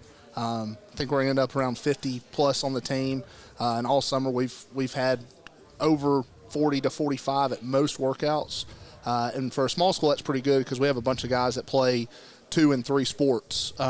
So June's kind of a crazy month for us because we got a guy at baseball, a guy at basketball, a guy at wrestling. So I've been really pleased with the involvement and just the attendance and how we've worked this summer. Yeah, and some coaches don't like that, but really a lot of coaches do that. The kids, it can be a little crimp when you get a couple of guys that are pretty good players that are not with you at spring ball because they're playing baseball or whatever. But really, for the fullness of the athlete, for the being a full-rounded athlete, it seems like the best thing is that look, if they want to play those sports, let them play those sports, and it's not gonna kill them when they get to you that they were doing, at least they were doing something athletic. It's not like they were playing video games. No, it's not at all. It's sometimes us coaches, we're control freaks, and sometimes you have to let off the control. And one thing I've told my guys all off season, all summer is I want to make sure they love football in October as much as they like it in the summer. Because the summer kind of gets kind of fun, especially we do 7-on-7s and stuff like that. But when the season comes around, if you grind too much in the summer, you're not going to have a team that loves football in October when it's really hard. And that's what you have to be ready for. It's October. I'm not trying to win a game in July. I can't play a game in July. I got to win them in October and be ready then. So that's kind of what our mindset is. We want to ramp up, but we don't want to burn the guys out either. You were, speaking of October, you were 4-2 going into October last year. So I guess winning in October is a big thing because it was not your friend last year. But, you got off to a 4-2 start. You were 2-0, right out of the gate. You must have thought, well, this coaching thing is pretty easy. No, we did. We got off to a 2-0 start and went over to Madison County, played a really, really tough game, ended up losing 14-7. We were down our starting quarterback and some other stuff. Still had a chance to win, and that game it'll be circled for us. We want to win that one because it's a region game, and we felt like we should have won it last year. And we're going to do everything we can. Coach Putnam and them do a good job, and luckily they had to come to our place this year. But, yeah, we want to be – I felt like last year we were 4-2 and kind of hit a wall at that point, and that's why that October point's big for me because that's when I want to win the games is October. Riley McGahee and Bryson Graham here with you as well. Riley, an offensive lineman. And, Riley, just talk about it from your standpoint, what it was like. You got a staff change. It happens in the summer, so you didn't have a full off season with Coach Johnson. But what it was like, last year in that transition and how you guys can build on that going forward. Well, I personally really liked him coming in. I think he's a great fit at New Hope. I think everyone loves him. There's been no complaints so far about him. And going forward, I don't think there will be. He's got a really good game plan going forward, and I'm excited to see what he can do and what we will do at New Hope football. Well, one of the guys you could be blocking for is Bryson Graham, running back. And just your thoughts on the program going forward, where you guys, you built a foundation last year with the 4 wins, especially, getting out of the gate 4-2, unfinished business, I guess, this year trying to continue building this thing. I think we're going to do. Hold that mic right up close to. I think we're going to do better this year, a lot better. We just, during the off season, we all was working together, and we would hang out sometimes outside of football to get closer together. It must have been tough last year. I mean, not really having any real direction, right? Without a head coach. I mean, for the program, not having a head coach until June. I mean, so many other schools, they've done their voluntary program. They're doing their weightlifting beginning in January and stuff. Just what was that like, kind of being in limbo compared to this year, where I imagine you guys have had a well laid out plan, all throughout the off season. It was weird at first, and then once he came in and talked to us about everything, it went smooth after that. Yeah. What's this kid like to block for? Does he know where the hole is or what? I mean, he runs on a string. I mean, he's not one of these guys who will cut left, cut right. He's just straightforward, and that's fine with me. I love it. Knows where the hole is. Yeah. If you can get 4 yards every play, it's the first down. Does anybody base block anymore? Or is it all zone blocking? Because so we, I'm an O-line guy, so we do something. We call it a white block. Yeah. It's essentially a base block, and if we have a 4 technique or a 5 technique, we're taking inside step and we're trying to drive that guy out, and we're trying to hit it in B gap and basically use our leverage and stuff like that. I don't have to drive you 10 yards down the field to win. Right. I've just got to beat you inside. And I actually got that term from a coaching clinic. That's what Tennessee uses. They use the term white block because all their runs are inside because they spread the field with the spacing and stuff like that. So they're literally just trying to push defensive ends out and saying, hey, if you run the hump, you're dead. You're not going to make the play. Right. So, sometimes think smarter, not harder, right? That's kind of what we do. And luckily, Riley and we got a few other guys are pretty good. They've learned that. And gotten better and better at it. So. I don't know when we lost the angles. I mean, I've been out of it, since '97, but I don't know when we lost the angles on the down blocks and being able to block down, kick out. Right? Yeah. I mean, why are we trying to? We're going to get a little coachy here now, but why are we trying to scoop a 5 technique when it would be much easier to block down on him and kick, or block down on the 3 and kick out with the guard and the old X block, right? And the thing opens up like you got a back to hit it hard and out the door it goes. And we're trying to scoop everybody. You're speaking my love language there. So when we run the power play, we see a lot of tight front teams, which is the 4-eye, and like I said, we're getting football-y here, but it's football talk, right? Yeah. It's hard nowadays. We play defensive ends; they're pretty good athletes. A 4-eye is probably going to shoot B gap. It's going to be hard to cut off. So a lot of times we have a call where we switch the guard and tackle, and now the tackle pulls and the guard kicks out on the 4-eye instead of trying to cut off a 4-eye. He's going to play B gap. Right. So let's pull the tackle through. It's not much of a difference. So we're big on angles and making sure those guys up front have answers.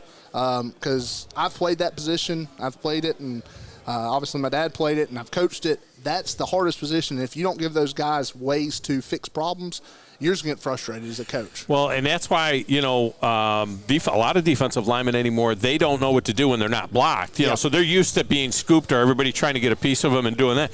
And if you vacate that kid, he's going to come upfield. It's an easy kick-out block for your guard if it's that, if it's a 4-eye or whatever, and they don't know where it's coming from. It's kind of makes it difficult on the D lineman, and they don't know how to squeeze it or any of that kind of stuff. So. No, they do not. So that means guys like this have got to be smart, Riley. I mean, right? I mean, you got to be able to make those calls and understand what it is that you're looking at, at the line of scrimmage and have an opportunity to make those kind of blocks, I would think. Yeah. It's definitely it's more of a mental game than people realize. You got to recognize the front. You got to know where the ball's trying to hit and create the best situation for you and the rest of the linemen to get the play done, get the most yards out of that said play. And luckily, he's pretty smart. He's committed to the Naval Academy for football. I was going to ask what the next step is for you. So you're committed to Navy right now. Yes, sir. All right. Well, that's impressive luckily stuff. We got a pretty smart guy out there to get us in the right. I didn't think you could be that big and go to Navy. To be honest with you, I thought they had like rules, like you can only be so big because you can't fit in the ship or something like that. Me and my line coach keep joking they're going to put him in a sub, and he said, "Coach, I'm too big." We're going to see if we can get him in a sub. How tall are you? I'm probably about 6'5", 6'6". Yeah, see, I don't think 6'6" goes in a sub. I don't think my producer, Chad Guatha, he could go in a sub. We could put him in a missile bay. But I don't think 6'6" goes in a sub. Yeah. Bryson, being that your coach is an old offensive lineman and loves offensive line play, I would imagine you like that as a running back too, because I think he probably is interested in running the ball some, put the hand in the dirt, let those guys, knock some people around, and you could run the ball and play a little tough guy football. Sir. See? Yeah. See? Yeah. Yeah, he just said yeah. Sure. We do. We love to run the ball. Like to create. My big thing is creating advantages with motion and formations. Being small school, practice schedules kind of get a little wonky because you got to play. These guys play both sides of the ball sometimes.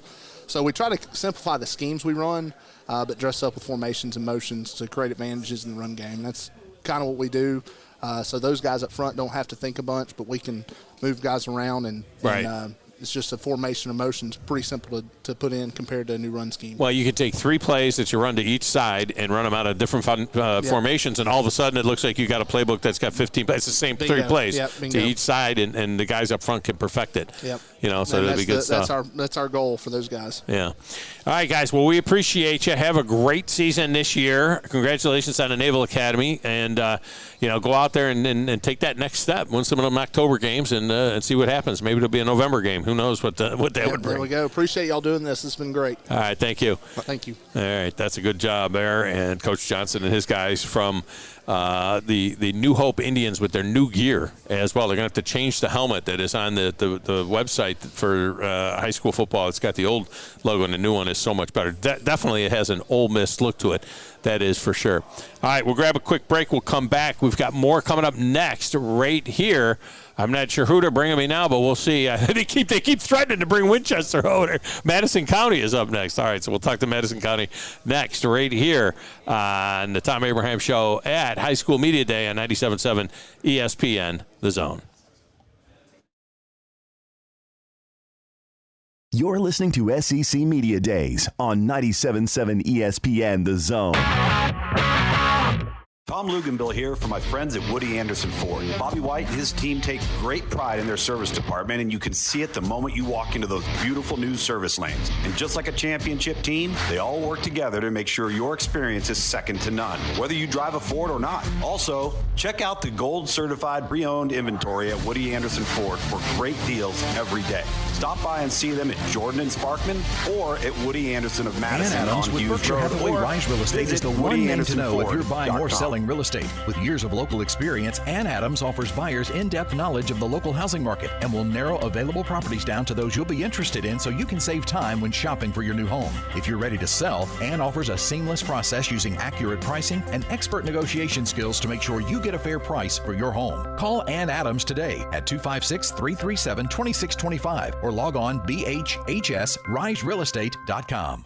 The kitchen is the heart of any home. It's where the family gathers. It's where kids discover old recipes and make them their own. Just starting out or just now getting started on the dream kitchen you've always wanted? I'm Chris Haygood, and from all of us here at Bob Wallace Appliance to the home builders and the homeowners of the Huntsville area, a heartfelt thank you for buying local. We're in Huntsville, Florence, and Coleman, and online at bobwallaceappliance.com. Chapman Commercial Realty, your source for Alabama commercial real estate. Chapman Commercial Realty has the experience and expertise you're looking for when making commercial real estate decisions. If it's office space, retail space, investment property, or project development, Chapman Commercial Realty is your answer. Call Bill Chapman today at 256-656-8413. That's 256-656-8413. Or find them online at chapmancommercialrealty.com. Great food and the best live entertainment is what it's all about at the Furniture Factory Bar and Grill. Head to downtown Huntsville every Tuesday for karaoke on the only outdoor karaoke stage in North Alabama. Thursday night is the Valley's longest running and biggest bike night. Food and drink specials, giveaways, and live music on the patio. And the Furniture Factory menu is fully loaded with options from steaks to salads, plus a whole lot more. Featuring a weekday happy hour that starts at 3. 619 Meridian Street, downtown Huntsville, and online at FurnitureFactoryBarGrill.com.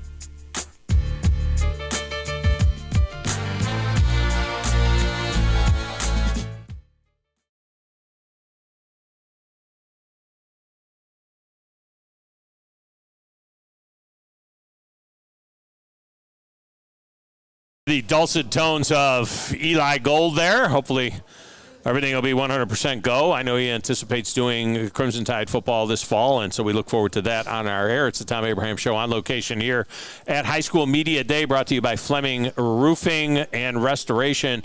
And now a chance to talk to Madison County. The Tigers are in the hot seat, and joined by Matt Putman now, the head football coach here, his son Lucas Putman, who we'll find out in a few minutes that he'll be playing quarterback this year, I would think, for him. And then Turner Henshaw is here as well. But Coach, welcome in. You brought a couple of Tigers with you here, and this has been a good experience, I think, having everybody here and a chance to kind of catch up with some of the other coaches and also have the media be able to talk to all of you at once. Yes, it's a great setup. Y'all done a great job. Yeah, we appreciate you saying that. It's been good to do. And so let's talk a little bit about. I was on the Buckhorn game last year to open the season, where when Lucas got hurt late in the first half playing defense in that game, and I all four of my sons played, and I remember it would be tough to watch them play even when they just got nicked.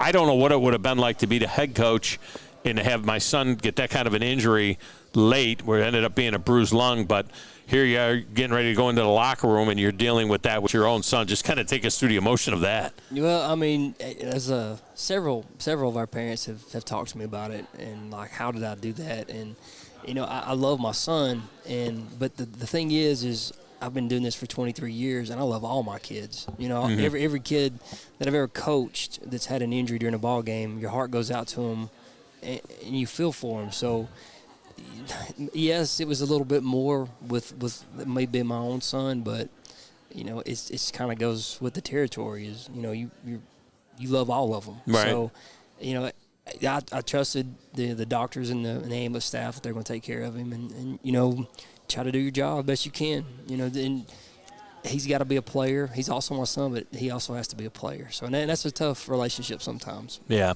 Talk a little bit about how the off season has gone, this year in terms of getting everything ready to go for the 2023 season, which of course you start out again with that traditional game against Buckhorn, this time over at your place.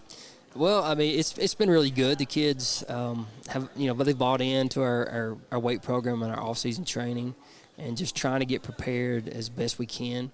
They've been coming consistently ever since the season ended back in November, so they're ready to put some pads on and get started. Would you consider yourself more of a veteran team this year, or are you going to be young again? What's your thought process there? Up front, our offensive line, we've got 4 seniors up front, and so those guys are going to have to anchor it for us. They're going to have to get that done. We've got some good skill guys coming back, so we're more of a veteran team this year than we were last year. We do have a lot of new faces on defense. So offensively, we got a lot of guys back. Defensively, we're going to be brand new again. So it's just kind of a mix. 4A football is every year you don't have a ton of kids, so you got to take the best you got and make an offense, make a defense. But the kids work really hard, and they're the ones that make it go. You test yourself, though, in some of these non-conference games, non-region games that you play, and that can be a good thing. I mean, it can be demoralizing sometimes if it doesn't go your way, but on the other hand, you're playing against some good people, and it kind of gives you an idea of where you're at, when you get into your own region play. Yeah, we want to sharpen our sword as best we can. You got to play against good opponents. And, playing some of these 6A schools, we have a lot of kids that play both sides of the ball, offense and defense, that they might not have that. So it comes into we can play 11 and they can play 11. But when you're playing a bigger school that's got a lot more kids, then, you got to be in shape. So, it's just part of it, I guess, when, there's not a ton of 4A schools around us. The ones that are in our region. Mm-hmm. And so everybody else is bigger. We got a bunch of 6 and 7As, and we just got to kind of buck up and do it. Turner Henshaw here with us as well. Turner, are you one of the guys that went both ways yesterday or last year or no? No, sir. I just play O-line. Just O-line? Yes, sir. All right. He's got a little bit of a D-line look to him, you know what I mean? He's got to look like he can get after it a little bit for sure. You guys were a playoff team last year. What has the mindset been in terms of building on that and taking that next step towards, winning a playoff game? Well, it was a bad loss in the first round of the playoffs last year. So we're just looking to get back, and once we get back, we'll go from there. But our plan is definitely get back. Yeah. Lucas Putman here as well. Lucas, you were the one that took that big hit in the opening game last year. Ends up being a bruised lung. You recover from that. Give us your sense as going into this season, what your thoughts are here going into this next year. I feel really great about it. I feel really good that it's me taking control, that I can control how we do, how we go. But again, it goes back to my other teammates. I hope we can get back to the playoffs so we can be successful this year. So you've transitioning from defense basically to quarterback full time now, right? Yeah, basically. Yeah, don't touch me during practice. No, yeah. you got that gold "Don't touch me" jersey, during practice. What's it like being coached by your dad? Now, is your dad on the offensive side of the ball more, or is he on the defensive side more? He's more on the offensive side. So he's in your ear a lot. Oh yeah, absolutely. Are you in his ear? Do you like, hey, I think we could get this here. I think if we go spread and go trips to the boundary, we might be able to kind of get something here open over the. I mean, are you telling him that or no?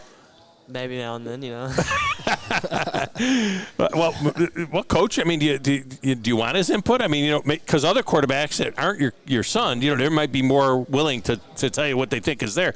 Because he's your son, do you think he's more willing or less willing to say to you, hey, I think this ought to work? No, I don't think he's shy about saying what he thinks is going to work at all. And I encourage it. If our kids see something, I mean, if they have a football IQ and they can talk the game with us, that just makes it easier. It's like having coaches on the field.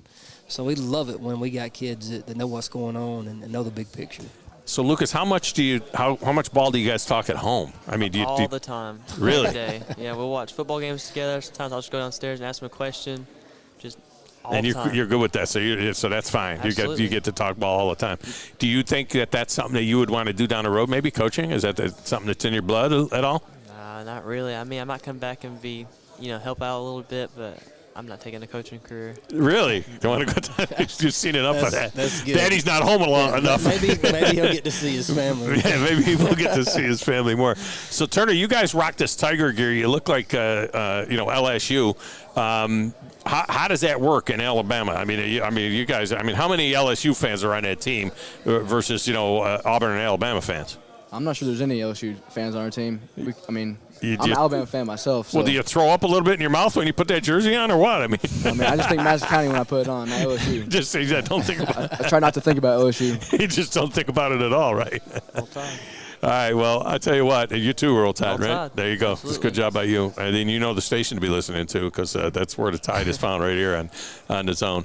Well, guys, we wish you the best of luck. We appreciate you coming by and spending a few minutes with us. Go get them this year. I know I'll see you over at your place week 1. And, so for the Buckhorn game against Madison County, it's always a great game, always a competitive game. And we look forward to that and look forward to the season and wish you the best of luck. Thank you. All right, thank you. That's a great job. Madison County, and this is a pro. They just play tough football, man. I mean, when we were talking earlier to the Hazel Green guy, he was talking about how hard the game and how tough the game was against Madison County. They just play tough. Win or lose, you're in a game when you play with those guys. All right, Westminster is up next. I know that we've been saying Westminster's up next for the last hour, it seems like. And we'll get their stuff over here. We'll get the guys set up over here across from me. And we'll get their cards set up over here. And Westminster building something. And, another really sharp uniform. I mean, these guys here rocking some good. I mean, it's going to be interesting to see what John has got to say there. And grab that stick mic there. And it'll be interesting to see what John has to say about, no, that's you, man. That's all you. And, Westminster is a program that I know from my time. I'm not sure exactly when the school started, but I know from my time here in the Tennessee Valley, I remember when it was being built over there. And when it was being built over there, it was in the middle of nowhere. I was like, why are they building a school like this just absolutely in the middle of nowhere? And that's, kind of what it seemed like anyway. But they were able to get it done, and now it's gotten better and better, and they're playing really good football over there. Louis LeBlanc with us here, the head football coach. And I don't know how long you've been around, Louis, but I know when they built it, I didn't understand why they were building it there. Now I'm doing remotes over there in the Publix Plaza and everything, and the whole community is building like crazy. Yes, sir. I got there, I guess, in 2013, so the school was already built. The school's been around since 1964, but that building's probably about 14, 15 years old. Yeah, I was going to say that building came up pretty much. It had to be in about 06, 07, somewhere in there, I think, is when I remember that building getting built. So talk about how the offseason has been and how you guys have been, getting ready for this upcoming year. It's been going really well. Great group of guys, really focused on getting better and doing all they can to have an impact on not just our program, but our school and our community. Talk about that when you're at a smaller school like that, and it just seems like you got guys that are going to play both ways. You got guys that are very involved, maybe playing other sports as well. But it's really a community feel, I would think, around that school. Oh, for sure. We love our multi-sport athletes and love to see those guys be a part of multiple programs and make the biggest impact they can, on the school. It's unique at a private school because sometimes you have kids that have been here for years, and then you may have kids that just got here. And so these guys, the senior group has been together for a while, and it's always a special thing to see them mature together. Yeah, there's no doubt about it. And I would think that, too, coming off of last year, you won a lot of football games last year, had things going well. We're a playoff team, lost to West Morgan in the playoffs. So there's got to be a certain sense of some unfinished business that you guys have to kind of take that next step with the program. Oh, yes, sir. I mean, we made the playoffs last year, and it was really special. It was probably the 6th time in school history that we made the playoffs. So anytime we get to go is great. And but we'd love to push through the bubble. A few years ago we made the 3rd round. This year, obviously, the 1st round. So the guys are hungry. The guys have been there. They know what it takes to be there. And just seeing them put that work in with that goal in mind is always something a head coach wants to see. So you brought a couple of guys with you here, Zeke Carwile and Brandon Mush. Now, is Brandon your quarterback? Brandon's the quarterback. All right, Brandon's the quarterback. So we always got to talk to the quarterback first. I mean, Absolutely. Zeke. I mean, just that's the way it is. You got to talk to the quarterback first. So just talk, Brandon, a little bit about your mindset going into this year, knowing that you guys had won, some games last year and beat some good people last year, very competitive, and now the opportunity to be even better and build off of that in the offseason program. Yes, sir. So, I think Coach LeBlanc hit the nail on the head as far as, the team's attitude and how we, the expectation heading into the season.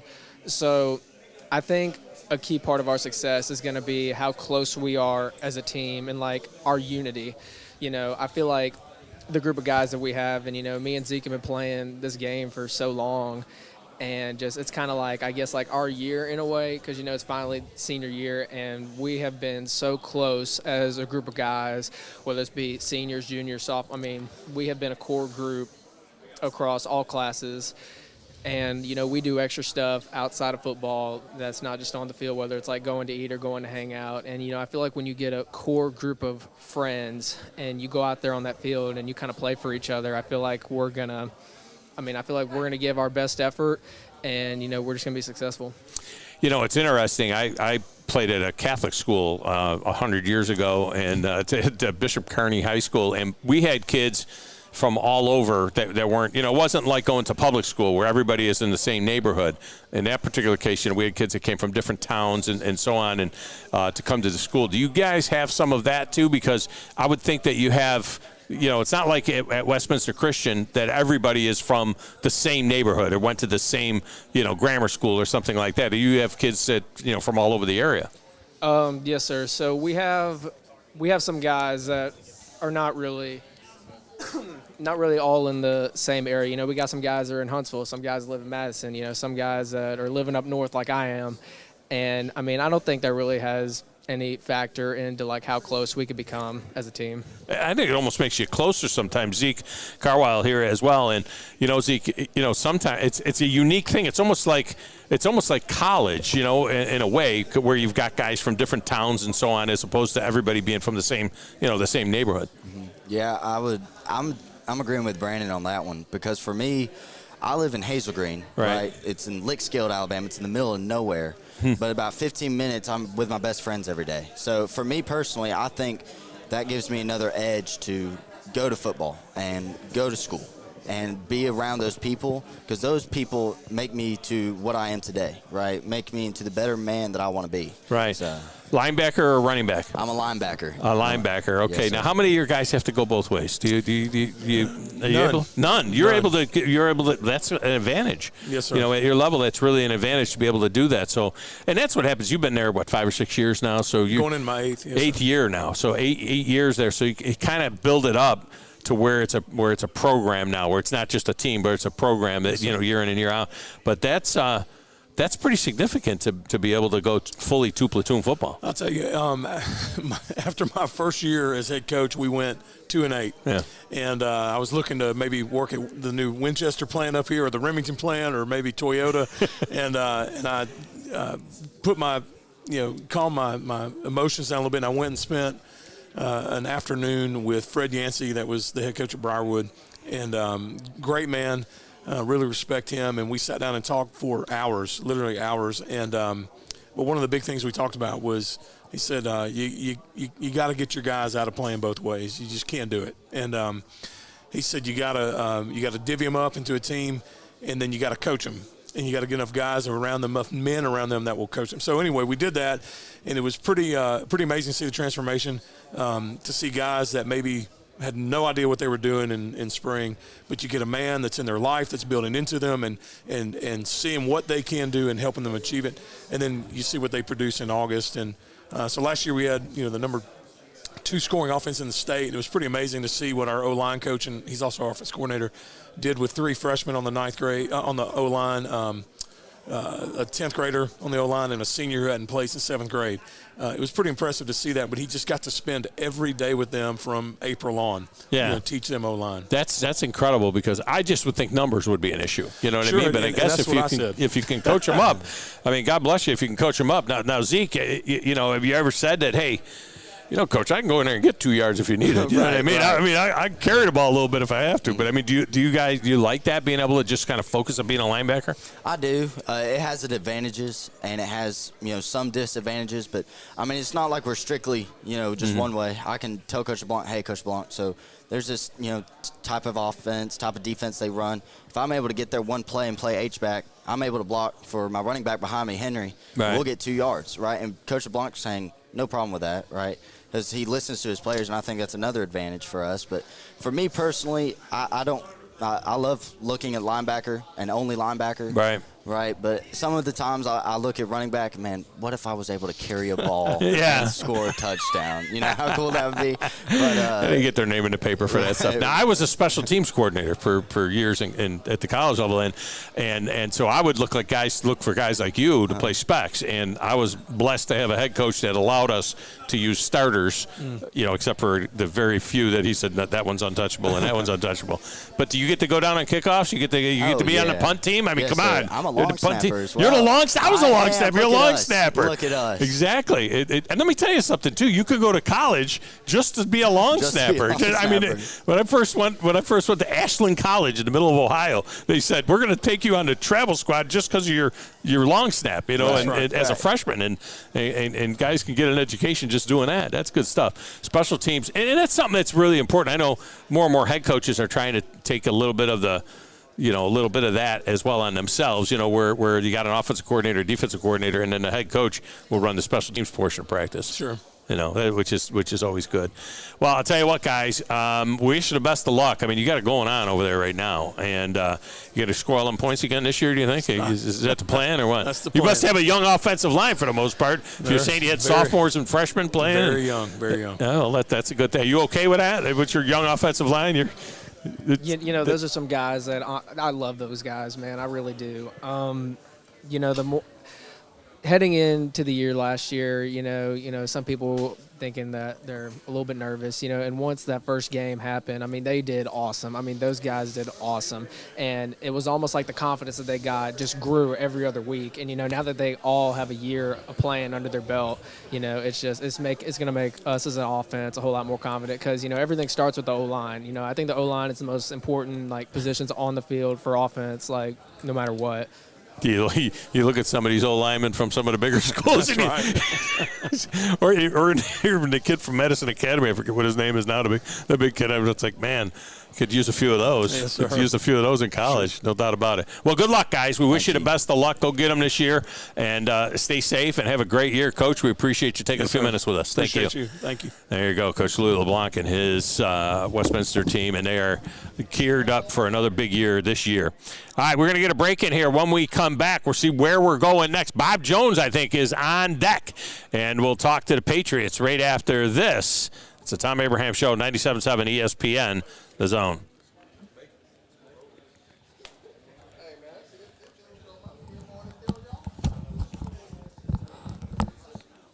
You're listening to SEC Media Days on 97.7 ESPN The Zone. Tom Luganville here for my friends at Woody Anderson Ford. Bobby White and his team take great pride in their service department, and you can see it the moment you walk into those beautiful new service lanes. And just like a championship team, they all work together to make sure your experience is second to none, whether you drive a Ford or not. Also, Check out the gold certified pre-owned inventory at Woody Anderson Ford for great deals every day. Stop by and see them at Jordan and Sparkman or at Woody Anderson of Madison Ann Adams on with Hughes Berkshire Road, Hathaway or Rise Real Estate is visit the one name to know if you're buying or WoodyAndersonFord.com. selling real estate. With years of local experience, Ann Adams offers buyers in-depth knowledge of the local housing market and will narrow available properties down to those you'll be interested in so you can save time when shopping for your new home. If you're ready to sell, Ann offers a seamless process using accurate pricing and expert negotiation skills to make sure you get a fair price for your home. Call Ann Adams today at 256-337-2625 or log on bhhsriserealestate.com. The kitchen is the heart of any home. It's where the family gathers. It's where kids discover old recipes and make them their own. Just starting out or just now getting started on the dream kitchen you've always wanted? I'm Chris Haygood, and from all of us here at Bob Wallace Appliance to the home builders and the homeowners of the Huntsville area, a heartfelt thank you for buying local. We're in Huntsville, Florence, and Coleman, and online at bobwallaceappliance.com. Chapman Commercial Realty, your source for Alabama commercial real estate. Chapman Commercial Realty has the experience and expertise you're looking for when making commercial real estate decisions. If it's office space, retail space, investment property, or project development, Chapman Commercial Realty is your answer. Call Bill Chapman today at 256-656-8413. That's 256-656-8413. Or find them online at chapmancommercialrealty.com. Great food and the best live entertainment is what it's all about at the Furniture Factory Bar and Grill. Head to downtown Huntsville every Tuesday for karaoke on the only outdoor karaoke stage in North Alabama. Thursday night is the Valley's longest running and biggest bike night. Food and drink specials, giveaways, and live music on the patio. And the Furniture Factory menu is fully loaded with options from steaks to salads, plus a whole lot more. Featuring a weekday happy hour that starts at 3. 619 Meridian Street, downtown Huntsville, and online at FurnitureFactoryBarGrill.com.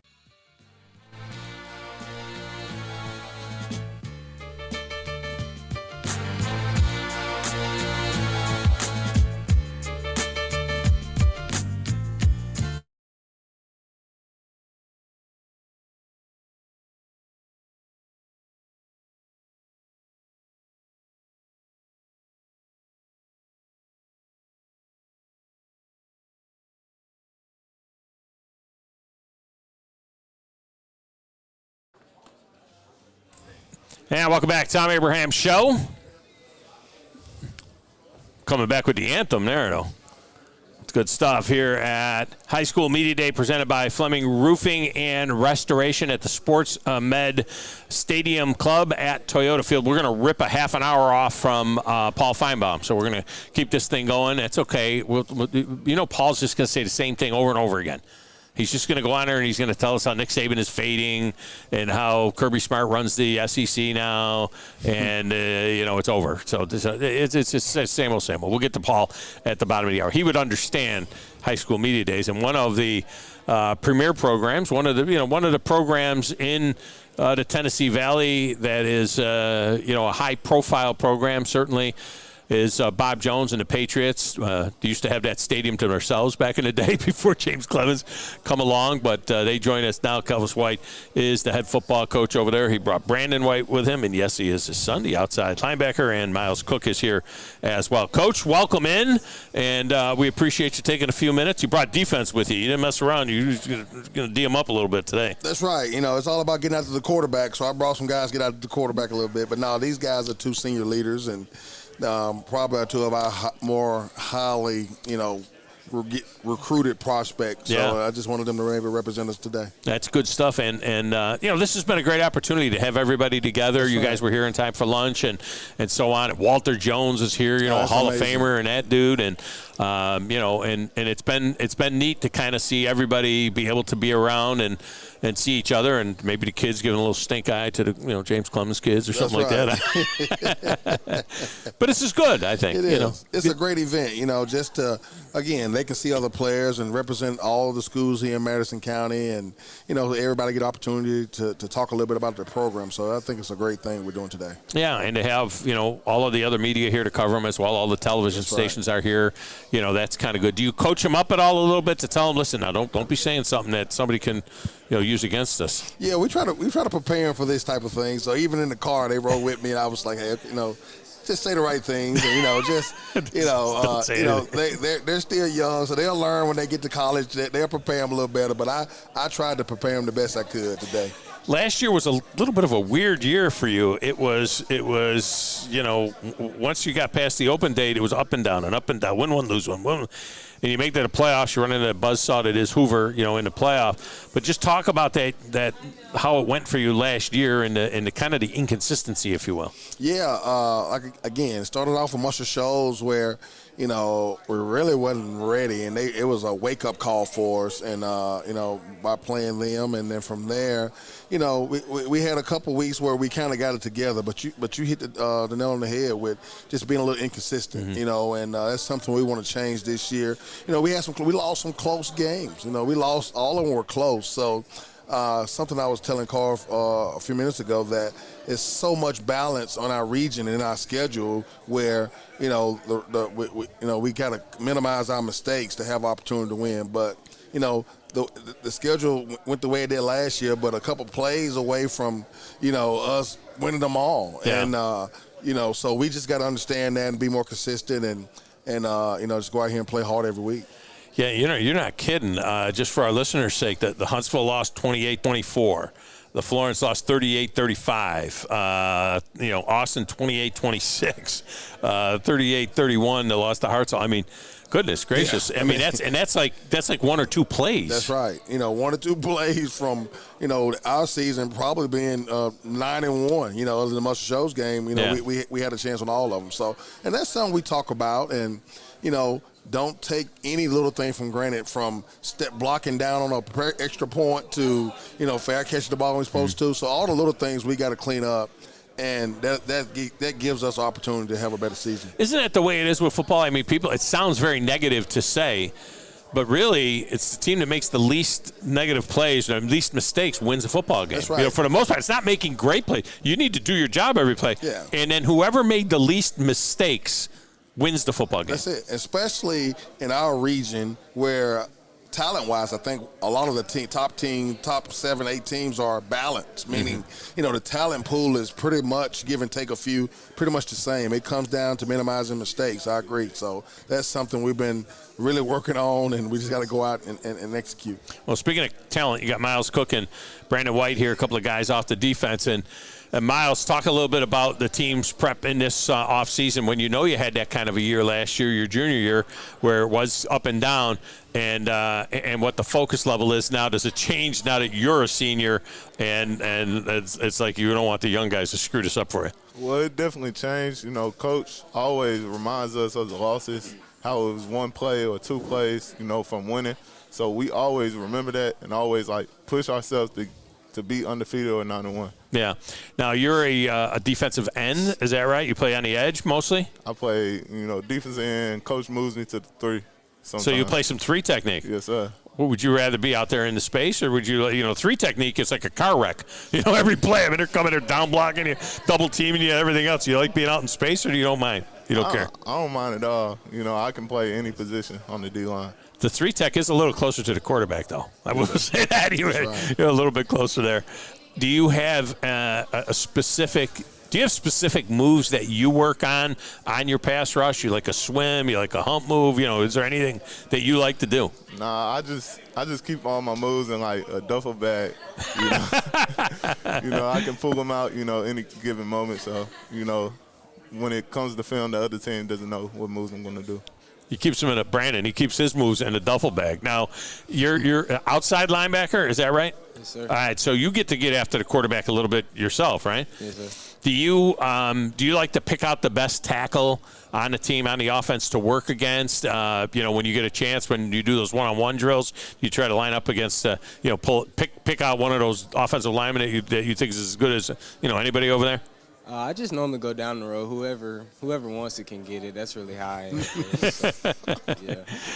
But talk about, I would imagine both you guys have gotten some letters, and talk about how you deal with that while you're dealing with preparing for a season. And, there's colleges that are interested in you, leaning on you a little bit. So talk about those, that part of it. I say letters are they're different than truly like talking to a coach over text. It's a difference because I have to worry about the season and what's coming up. I can't like get all like what's coming next up. I have to worry about the season that's coming up, like state, all that. And I could worry about that after the season and the off season and stuff. Have you been to any of the college camps? Have you taken any of those camps? Yeah, I've been to Arkansas State. I went to UNA, Georgia Tech, and where else have I been? That's really it, I think. Yeah. So, Calvis, what's it like coaching your son, especially when he starts getting attention about potentially playing at the next level and kind of dealing with that over here? And you got other kids that are going to get attention as well, obviously, at Bob Jones, but kind of separating that from preparing your team to play your games. Yeah, it's been different. He's my oldest son, so having to coach him, I try not to fuss at him all the time. So I had to kind of try to distance myself from on the field and bring it home. But it's been fun, watching him grow from being young and now going into his senior year and getting recruited, has a few offers, so it's been neat. But at the same time, I look at it like I got 100 sons out there because I coach them all the same. I don't give he doesn't get any special treatment, and I get after him like I get after Miles or any of them. So, but it's been fun. I played for my dad, so I get it. And but this process has been fun. But again, I coach them all the same way. So and it's been a great process. Special treatment. He's probably harder on you than he is the other dudes, right? You get the reverse of special treatment. I mean, I have the pleasure of working with my youngest son now. That working at the radio station. He was an outstanding wide receiver in high school. I broadcast some of his games. All four of my sons played, and I never coached any of them. I don't know how I could have done it. Yeah. I know the youth coaches asked me at one time to coach a little bit once I had gotten out of coaching, and I was like, you know what, you guys just do your thing. I don't know how you do it. It's got to be tough, and you almost do bend over backwards not to give them special treatment. That's right. And sometimes that's where your eyes go. One, because I'm a defensive line coach too, so I naturally watch that position. Then him being my son, but I try to watch them all, and I try to tell his position coaches, hey, make sure don't let him slap because he's mine. Yeah. Which he doesn't. And all these guys works hard. Both of these guys are 3-year starters. I mean, they started some as 10th graders, so it's their time. And Miles is being heavily recruited. He has a lot of offers too. So I'm excited about these guys having a great senior year, and then watching them also at the next level as well. Miles, how do you deal with the phone calls, the texts? And how do coaches contact? I said letters, I'm 100 years old, right? So they send a letter. But how do you deal with the? I would imagine that a lot of text messages from coaches and things like that. Are they calling you or texting you mostly? They now do Saban both. doesn't text. So, you're not going to get if you get a text from Saban, something happened. He doesn't text, but go ahead. They do a little both. They text me on Twitter, or I give them my phone number and they call me or text me. You got any visits scheduled for this fall? Yeah, I got to take my official visit to UAB, Memphis, and all the rest of the schools. It's going to be interesting to see what Coach Dilfer does down there at UAB. He did a great job at the high school level, and people are talking down to him, but I think he's going to do it. I think he's going to do good.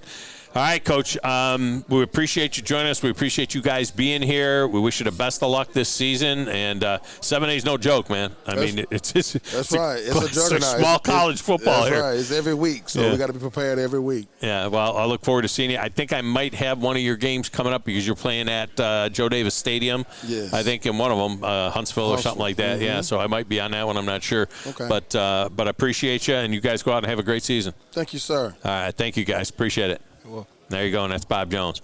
All right, that leaves just Sparkman, which has a new coach this year, and they will be part of our Huntsville or our high school streaming network this year. So we'll have Sparkman joining us right after this, and that'll wrap it up from High School Media Day, unless I miss somebody. Next, right here, it's the Tom Abraham Show from the Fleming Roofing and Restoration High School Media Day on 97.7 ESPN, The Zone.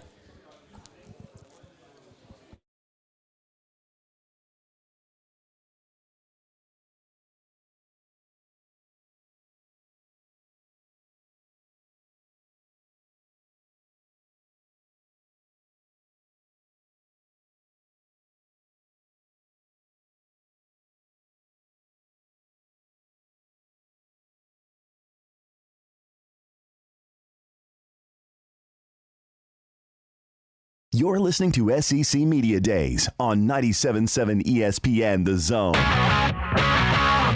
Tom Luganbill here for my friends at Woody Anderson Ford. Bobby White and his team take great pride in their service department, and you can see it the moment you walk into those beautiful new service lanes. And just like a championship team, they all work together to make sure your experience is second to none, whether you drive a Ford or not. Also, check out the gold-certified pre-owned inventory at Woody Anderson Ford for great deals every day. Stop by and see them at Jordan and Sparkman or at Woody Anderson of Madison Ann Adams on with Hughes Berkshire Road. Hathaway Or Rise Real Estate is visit the one name to know if you're buying or WoodyAndersonFord.com. selling real estate. With years of local experience, Ann Adams offers buyers in-depth knowledge of the local housing market and will narrow available properties down to those you'll be interested in so you can save time when shopping for your new home. If you're ready to sell, Ann offers a seamless process using accurate pricing and expert negotiation skills to make sure you get a fair price for your home. Call Ann Adams today at 256-337-2625 or log on bhhsriserealestate.com. The kitchen is the heart of any home. It's where the family gathers. It's where kids discover old recipes and make them their own. Just starting out or just now getting started on the dream kitchen you've always wanted? I'm Chris Haygood, and from all of us here at Bob Wallace Appliance, to the home builders and the homeowners of the Huntsville area, a heartfelt thank you for buying local. We're in Huntsville, Florence, and Coleman, and online at bobwallaceappliance.com. Chapman Commercial Realty, your source for Alabama commercial real estate. Chapman Commercial Realty has the experience and expertise you're looking for when making commercial real estate decisions. If it's office space, retail space, investment property, or project development, Chapman Commercial Realty is your answer. Call Bill Chapman today at 256-656-8413. That's 256-656-8413. Or find them online at chapmancommercialrealty.com. Great food and the best live entertainment is what it's all about at the Furniture Factory Bar and Grill. Head to downtown Huntsville every Tuesday for karaoke on the only outdoor karaoke stage in North Alabama. Thursday night is the Valley's longest running and biggest bike night. Food and drink specials, giveaways, and live music on the patio. And the Furniture Factory menu is fully loaded with options from steaks to salads, plus a whole lot more. Featuring a weekday happy hour that starts at 3. 619 Meridian Street, downtown Huntsville, and online at FurnitureFactoryBarGrill.com.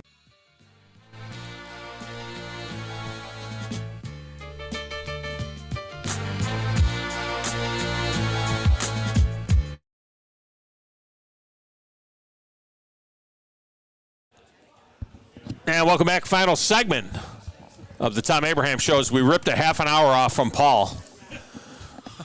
All right, by now Paul has said that Nick Saban is washed up 3 times, and he has said that Kirby Smart runs the SEC, and he said that Vanderbilt's not going to win the SEC championship, even though some people voted for him. So that's my assessment of where Paul is so far. But we will join Paul here at the bottom of the hour, or in just a few minutes when we get done here with our final segment from High School Media Day, brought to you by Fleming Roofing and Restoration. After a week last week at SEC Media Days, wrapping it up with High School Media Day here. And we are joined now by the boys from Sparkman, including their head coach, Ronnie Watson, who got this job officially of just a month or two ago, month and a half ago, something like that. And, Coach, this is it's a pretty cool thing to be able to walk in and then have this opportunity to meet the media and have your own media day for the 17 schools in Madison County. Yes, sir. It's been a great experience. I think it's a long time coming. I know we did FCA things years ago and things like that, but I mean today the experience for the players, myself, all the coaches, it's been an awesome experience. So give the listeners a little bit of your background as far as coming into this gig here, other than being a Spanish teacher. All right, is that right? So you're a Spanish teacher, is that right? No? No, sir. One of the coaches he sent me something in Spanish. And I'm like, I don't know why he's sending me directions in Spanish, but give us a little bit about your background. I teach AP World History. No, that I understand. An honors history class called Founding Fathers. I've done that for the last 8 years. This will be my 9th year teaching. This is, like I told everybody today, this is my retirement gig. So, I live the dream every day. So, this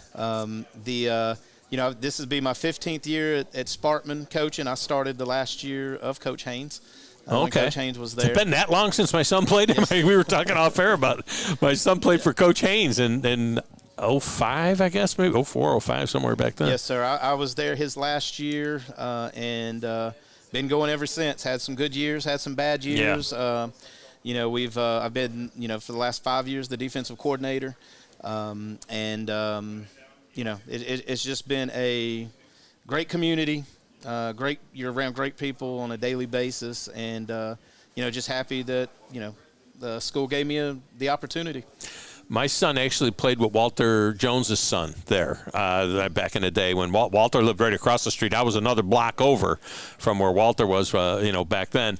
And it is something. What is it about coaches who in history, in teaching history and so on? Because I remember, I guess it was 92, 93, somewhere like that. Grant Taft was the head of the American Football Coaches Association at the time. I was a college coach then, and we were at the AFCA banquet, and Grant Taft got up and he was talking to all the young coaches, and he was very adamant about learn history. He said, learn, the art of war, learn about the generals, learn about all that kind of stuff. And it was amazing, how that was something that was important. But it's amazing how many coaches have history backgrounds. I mean, it's I like to be able to teach, all students, all ages, because if you don't know it, you're going to repeat it. So, a lot of it you can put into the game of football, whether it's strategy. I think when I first started history, first thing somebody told me when I got in history, you need to read The Art of War. Yeah. And I did. So I don't think I got much out of for football, but I don't know what it is. I mean, they didn't cover the wing T in there. I don't think, or the spread offense. No air raid there. None of that. So what do you said you were the defensive coordinator. Of course, you guys had a pretty good little run here the last few years. Coach White did a real nice job getting that thing pointed back in the right direction. What do you do offensively now? Did you hire an offensive coordinator? How are you going to handle the offense? Well, right now we have the same, Spencer Smith, he was our offensive coordinator last year. He's with us still. We had an explosive offense last year in 7A. We led 7A in scoring per game. Mm-hmm. So he's still there. We've plugged in some great people to help him in the skill positions this year. Our offensive line coaches, both of them are coming in, and then we had an alumnus come in, that just graduated from Jacksonville State. So, just putting the right pieces in where they need to be, and really excited for the offense this year. So you got Josh Ward and Jaden Lamar here with you as well. And Josh, I'll start with you. So for continuity standpoint, a lot of times when we've talked to several other programs that got new coaches and they're getting new coordinators at the last minute and trying to fill out their staff. But for a continuity standpoint, it seems like you guys pretty good. It's pretty smooth, with Coach Watson still being there and same offensive coordinator and all of that. Yes, sir. Yeah. Coach Watson, when he came in, he's pretty much just been building off of what Coach White has done, and keeping that same offense coordinator. He's I consider him one of my best friends. Mm-hmm. I love Coach Smith. He's very smart. He's a very good mentor to learn from. He's he knows the game real well, and so I just think that keeping him there and keeping my relationship with him. He knows me really well, and I know him, and and I think that us two together, along with the rest of the other 10 out there with us, are gonna do big things. Quarterback, yes, right? Sir. We got a quarterback. Quarterback. So, and you guys chuck it around a little bit now, because I remember back when my boy played there with Coach Haynes, he was a wide receiver, and it was like he came from a school in Florida where they were already running the spread in 05, and he came to Sparkman, and he's like, Dad, he says, I don't think I'm ever gonna see a ball here. I mean, these people don't throw the ball; they'll throw it 3 times a game, and they'll just throw a fly to the fastest guy on the field. Right. But you guys, it's different now, right? I mean, do you like being in an offense where you can kind of, be multiple with the, in the passing game? Yes, sir, for sure.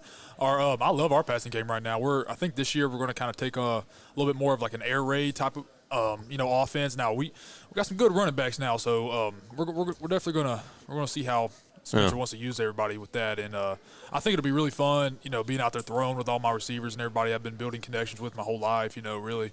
And so I'm thankful that Coach Watson, Coach Smith giving me an opportunity and putting that air raid title on our offense this year. So It's okay to take a couple of minutes to score, though, right? I mean, I was a defensive guy, too. I'm a You're a defensive guy. It's like, it's okay. You know, we don't, just because we can score in 45 seconds, you take 3 minutes. You know, it's all right, right? Sometimes the best defense is your offense and being able to control the game. I don't know how many times last year I looked at Coach Smith and I'm like, hey, man, huddle or something. Run the ball a little That's bit. That's it.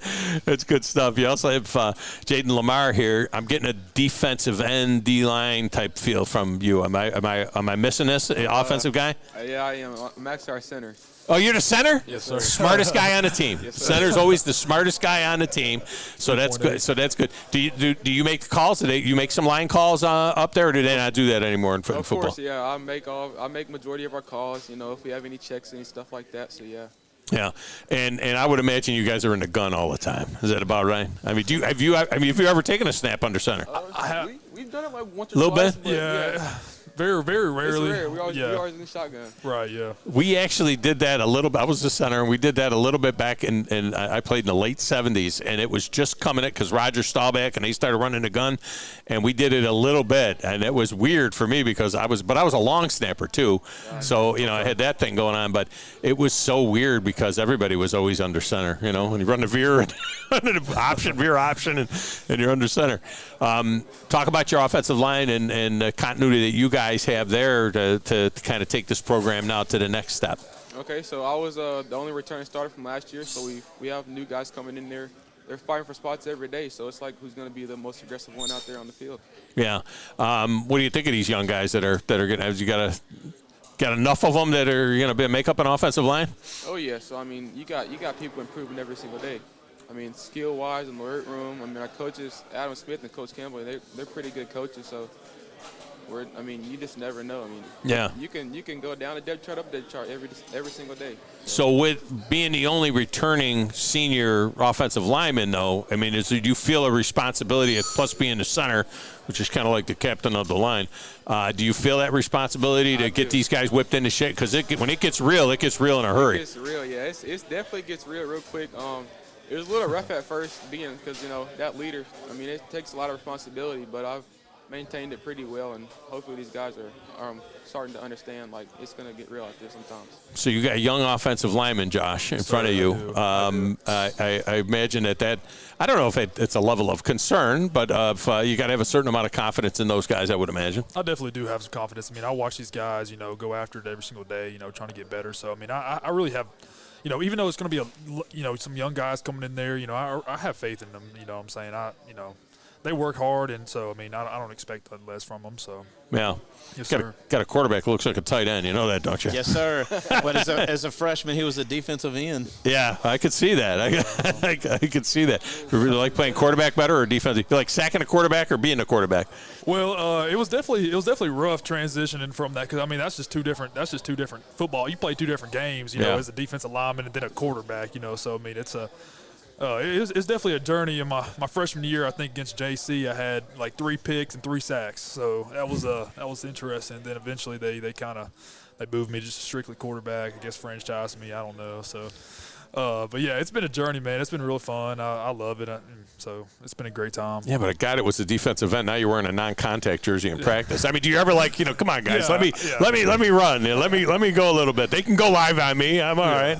I've definitely, I've tried to get some contact. Now in my senior year, I got Leo'd it a couple times trying to make contact with the DN running by, just trying to give my running backs a little bit more extra, space to breathe, in there. So.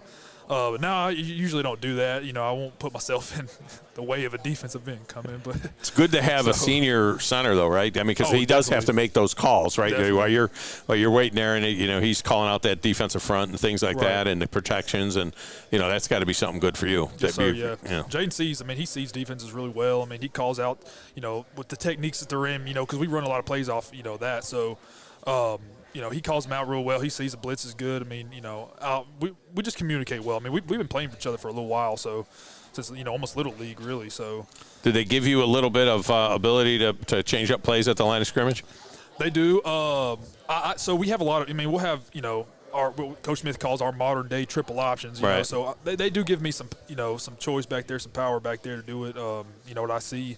And so, yeah, I definitely love that. Yeah. Does Coach White ever tell you just run the damn play I gave you? Oh, yeah. It's called pedal right there, Coach. That's called pedal. Pedal. Just run the play, man. I coached in a triple option, wishbone triple option offense back in the 80s, and everything was checked with me at the line, and we had a quarterback that we just picked which side based on, where they were overloaded, and they called it at the line every time. So, well, guys, we wish you the best of luck. We are so excited to have you a part of the high school streaming network this year. So you guys are one of 4 schools that are going to be featured all season long, every single one of your games on our streaming network. So friends and family everywhere can listen. Coaches who are recruiting you, they get to listen and check the games out. They're all archived, so they can listen to them there as well, which is great stuff. And, so it's a lot of fun. And the guy who is doing your play-by-play is a former senator as well. So that's kind of cool. And then and young Captain Cool over there will be doing the color on your games as well. So it's going to be good down there. We're welcome to the family. Coach will be on either my show or John's show every week. It could be probably John's show since John's doing your games. So, but the coach will be featured every week. And Coach, we love you, winter tie. Yes, sir. Yes, How that goes. Winter tie. All right, guys. Good luck. Stay safe and have a great season. Yes, sir. Thank you. All right, that's going to do it here from High School Media Day. We want to thank our sponsors who made this possible. The Huntsville Sports Council, of course, stepping up and helping us out with it. And then, of course, couldn't do it without Fleming Roofing and Restoration. They did a tremendous job making this happen as well. We want to thank everybody who participated and worked on it as well and did a great job for us. After the break, we'll throw you to Paul Feinbaum the rest of the way. I'm Tom Abraham. It's been great. Thanks to all the schools for participating. Paul Feinbaum is next, and then The Drive with Stephen West coming up later today, right here on 97.7 ESPN, The Zone.